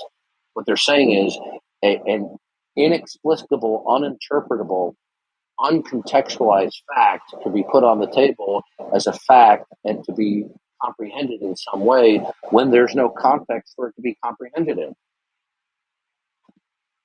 What is the context of any fact that excludes God as creator? What's the ultimate context for everything? Well, I the can't answer say I know. is nothing. Yeah, sure. There is no ultimate reason why anything is. If somebody starts talking about laws of physics, I'll say, oh, are laws of physics eternal? And what is a law? What is that? Yeah, those are all. So my thing is, I'm not going to focus so much on the idea of whether or not things are where God is a necessity. I'm granting that for the sake of argument. The question is, how is it that one sort of like, if it isn't clear to them, how does it become clear to them? Well, what it becomes clear is that we show them how things reveal God, and that the denial therein, no matter how it manifests itself, is impossible. That the conceptualization of the verbalization of the denial is completely and utterly irrational. It's completely indefensible. So There's no way. There's no way to rationally instantiate it. So for I example, either the tree blowing in the wind, being a temporal object, necessarily indicates and reveals God by his purpose, or not.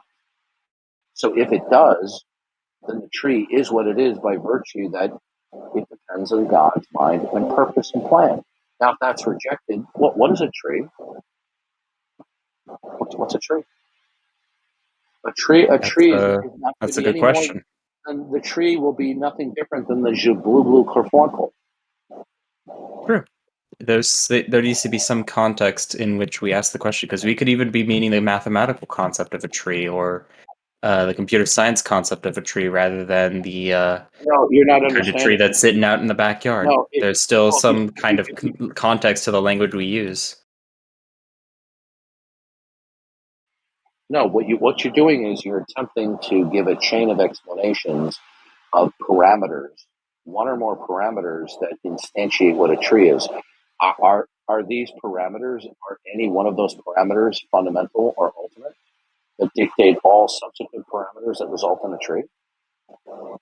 Well, one could argue that they aren't necessary for us to still like communicate what a No, tree is in a no. way that lets people know what we're talking about. Either you're going to explain what a tree is by itself, that the tree is self-contained, it's unconditionally non-dependent or derivative, or there's something extraneous to the tree that imposes treeness.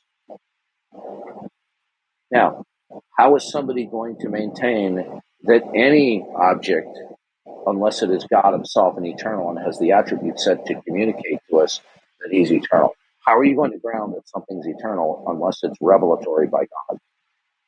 Number two, Well, would someone say that it's eternal? the issue is not them saying it's eternal. The issue is how is it ascertained and instantiated? Even if it's by God, my we, question we is not whether or not it is. The ascertain. question is how we can come to know that. Okay, we come to know anything at all, anything and everything, by virtue of God's mind, purpose, and plan, and his revelatory actions. Now, when that is not accepted, how do you know what a tree is? Well, you're going to know what a tree is either because the tree is eternal, okay, Mm-hmm. and Or by that right. But here's the thing is, but then in order to know the tree, you also have to explain yourself. You have to have a system, but there's no ultimate system. well, the question is, how much do we have to explain ourselves simply to communicate Well, to someone else hold this on. object is a tree? Let me just explain to you, okay? When a person rejects that their self-consciousness and the tree blowing in the wind do not indicate and reveal God, they do so because they're just saying there's nothing that rationally justifies God, including those things within themselves indicate God. What But if it's not that they say that nothing rationally justifies God, and rather that they haven't like I'm arrived trying at to something that explain something does? to you, okay? I'm trying to explain something to you. The very grounds upon which they reject that anything indicates and reveals God by his purpose, as I have explained, the very ground that they reject that destroys their ability to instantiate that anything is something. Well, Because sure.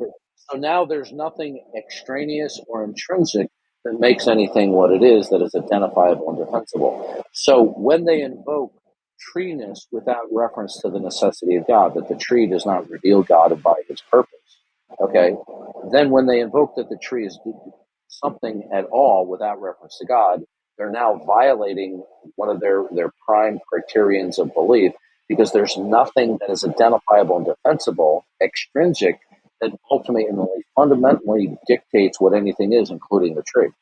So the point is, there's no tree to speak of, not only metaphysically, but there's no tree to speak of because in order to do so, you have to violate the very criterion of belief that you use to dismiss God, and therefore you're adopting some other parameter that makes the tree, but you can't rationally justify this parameter. You understand?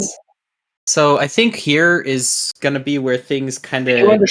Did you understand this fatal error of the unbeliever? I understand what you're talking about. The thing is that I think I need to make a statement as well. The very grounds that somebody claims to dismiss God, they instantly violate when they are invoking any object, because there is no fundamental parameter that is identifiable and defensible that it institutes that anything at all exists. So their position is hopelessly irrational. That's why Christianity is the only rational position to hold. And if somebody says, no, my position is that I have self-consciousness without the necessity of referencing God as the ultimate context and him revealing himself, I'll say, good. Then you have just violated your criterion of belief. What is it that is identified, rationally justifiable, that you say God is not rationally justifiable? What then is rationally justifiable that instantiates what anything is? What is it? I would personally answer, I don't know. And if I may get back to what I was saying previously, sir, I had something that I wanted to say. There's a point that I've been wanting to like incorporate into this.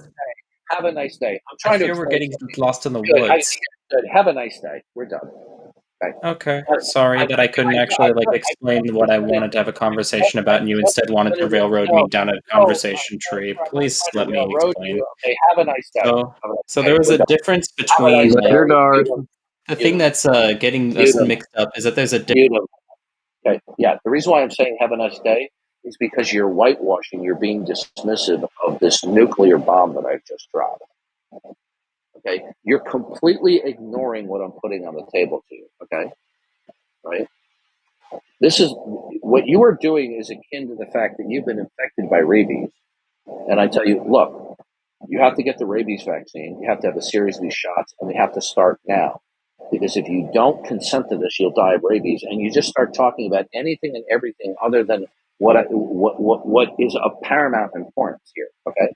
What I'm trying to say to you is, once you dismiss that whatever you come into contact with, including your self-consciousness and the tree blowing in the wind, is necessarily indicative and revelatory of God, and without which it couldn't be anything, right? And the criterion that you use to dismiss God that these things do not necessarily reveal God and by his purpose, and therefore that there's no rational defense of God being the ultimate starting point and the creator who contextualizes and institutes and secures what anything is. Therefore, anything else that you then invoke that is without the context of God, whatever parameter that you have in mind that institutes what that thing is, either extrinsically or within itself, when you invoke that, you're violating your own criterion of belief. So if you just so much as say, but wait a minute, I'm not done talking, right? At that moment, you're violating the very principle that you claim to stand on, okay? It therefore obliterates what you're saying because there's no context for what you're saying. So what you're saying doesn't mean anything, not only because you failed to ground a metaphysical basis for why it is, but it doesn't mean anything because you're violating your own central criterion that you use to dismiss that God makes everything real. Therefore, you don't have anything else that is identifiable or defensible that makes anything else real, including when you say, hey, I'm talking, let me finish. I just dropped a nuclear bomb, okay? But because unbelievers are so craven, they don't want to acknowledge God, they ignore what they can't refute or what they don't want to understand, and then they just keep on going, wah, wah, wah, wah, wah, wah, wah. I know you are, but what am I? Like Pee Wee Herman. I'm trying to explain to you, once you decide not to opt that your consciousness or anything else in the world necessarily indicates and reveals God by his purpose, you now forfeit your ability to speak rationally because there's nothing identifiable or defensible that grounds what anything is.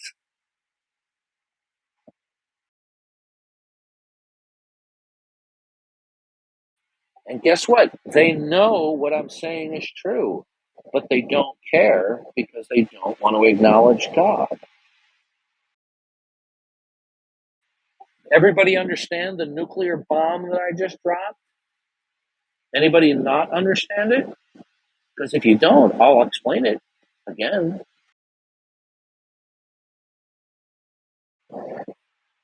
To refuse to acknowledge and deny that God is and that he's revealed himself renders your whole position, it implodes upon itself.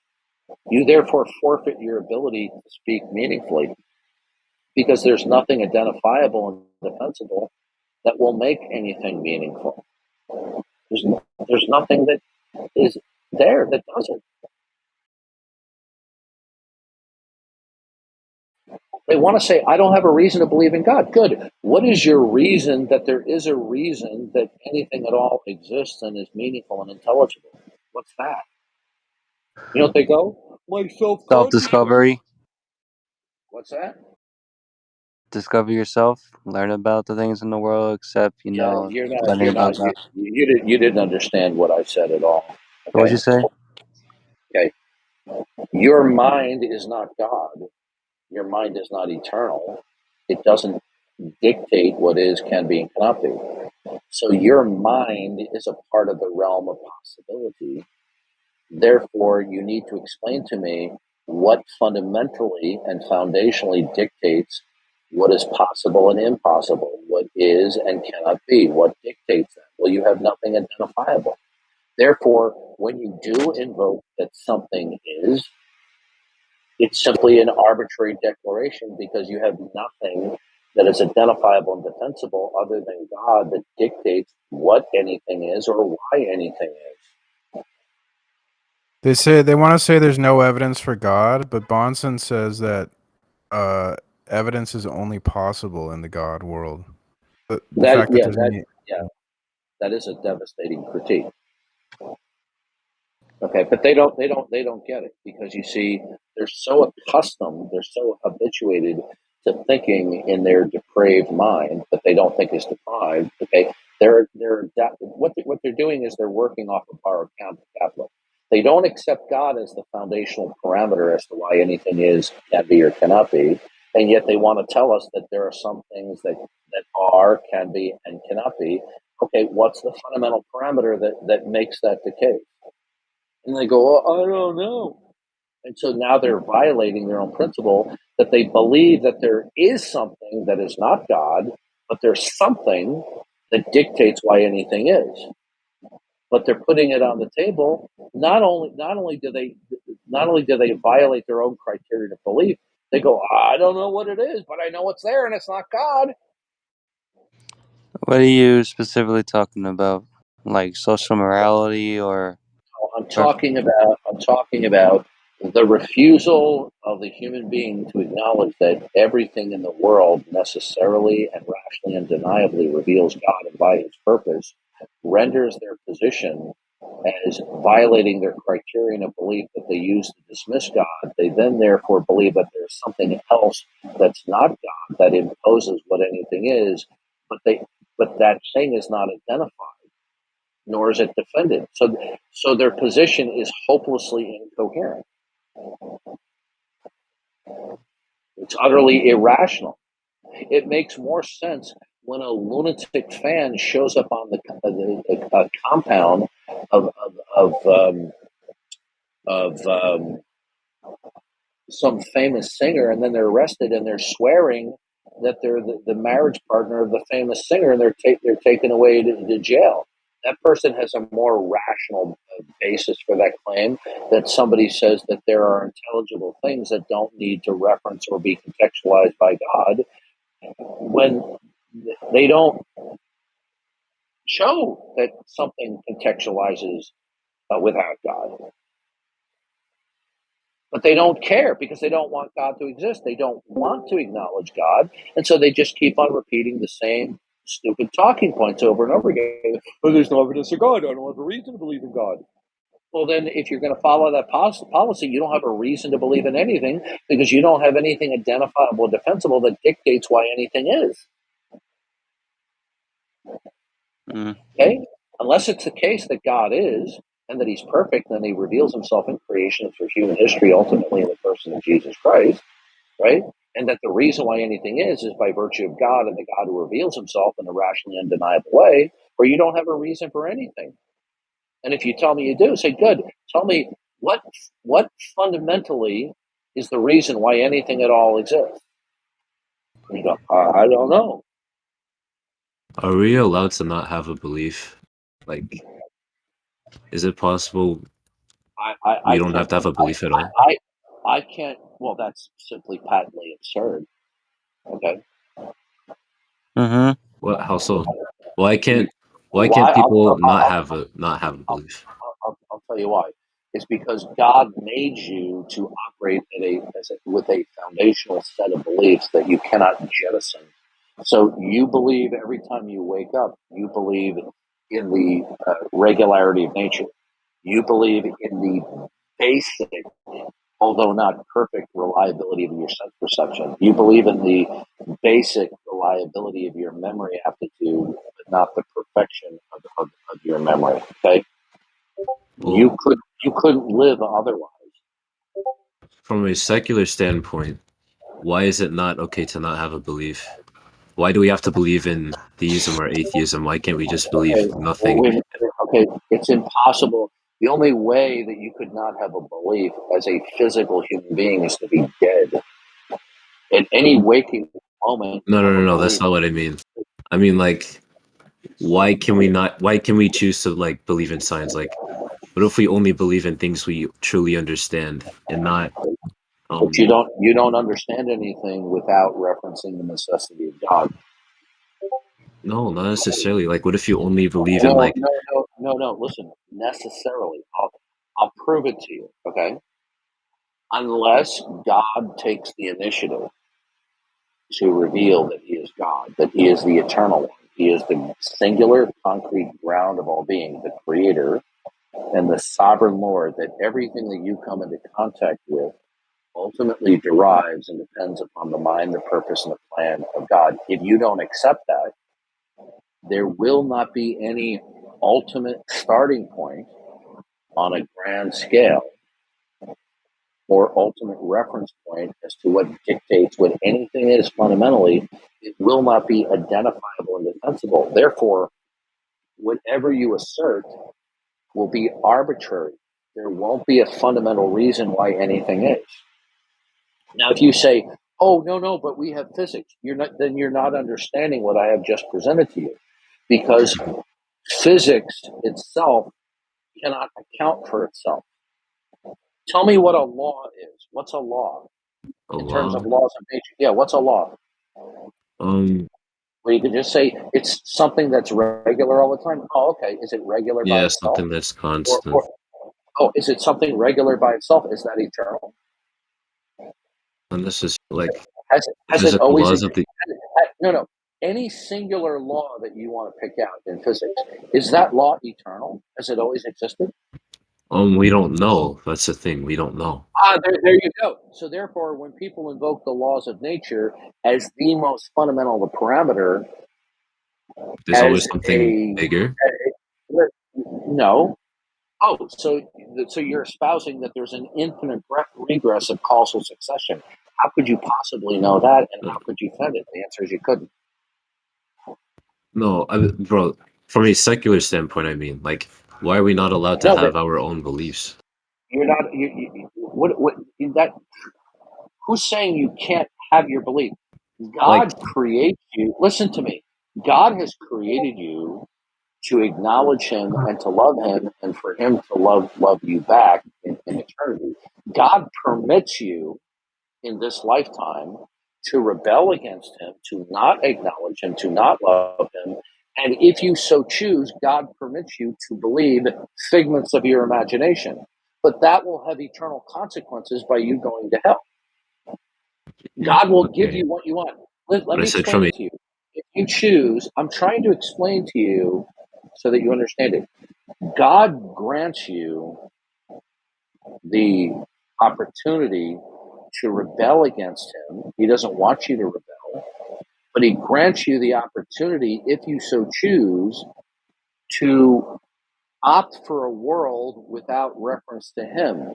And if you do that, by ultimately not repenting to Jesus Christ as Lord and Savior before you die, on Judgment Day, He's going to give you that world, so to speak, in hell. You will remain in hell When forever it's Judgment Day? without God. Okay? God's I going to give understand you that. what you That want. makes sense. I understand your perspective, but I meant from a secular standpoint, without I'm trying from to a explain to you non-serious. No. I understand what you're trying to say. No, you don't. I'm going to explain it to you. Any other position that attempts to explain this world in whole or in part without referencing the necessity of God, the perfect God who is the creator, who reveals Himself in creation and human history, such a model of reality cannot explain anything. Okay, so what you're saying is. That's how you can know the Christian worldview through Jesus Christ is true, because without Him, you won't be able to know anything or explain anything. So let me get this straight. Really? So Explain I want to see if why. I want to see if I can understand your perspective. So objectively, God exists and He has given you the decision to believe in Him or not, right? And if you choose to believe in God, you won't go to hell. But if you don't believe in God, you will go to hell. No. What's the point of the choice? Everybody believes in God, even the demons. The issue is not believing in God, because everybody believes in God. Now, there is a minority of people who suppress the truth and the righteousness. They psychologically deceive themselves that they don't believe in God by collecting talking points that are not rationally defensible about the non-existence of God. The issue is, if you die in unrepentance and don't turn to Jesus Christ, you will die in your sin, and on Judgment Day, you will be cast into eternal damnation. The issue is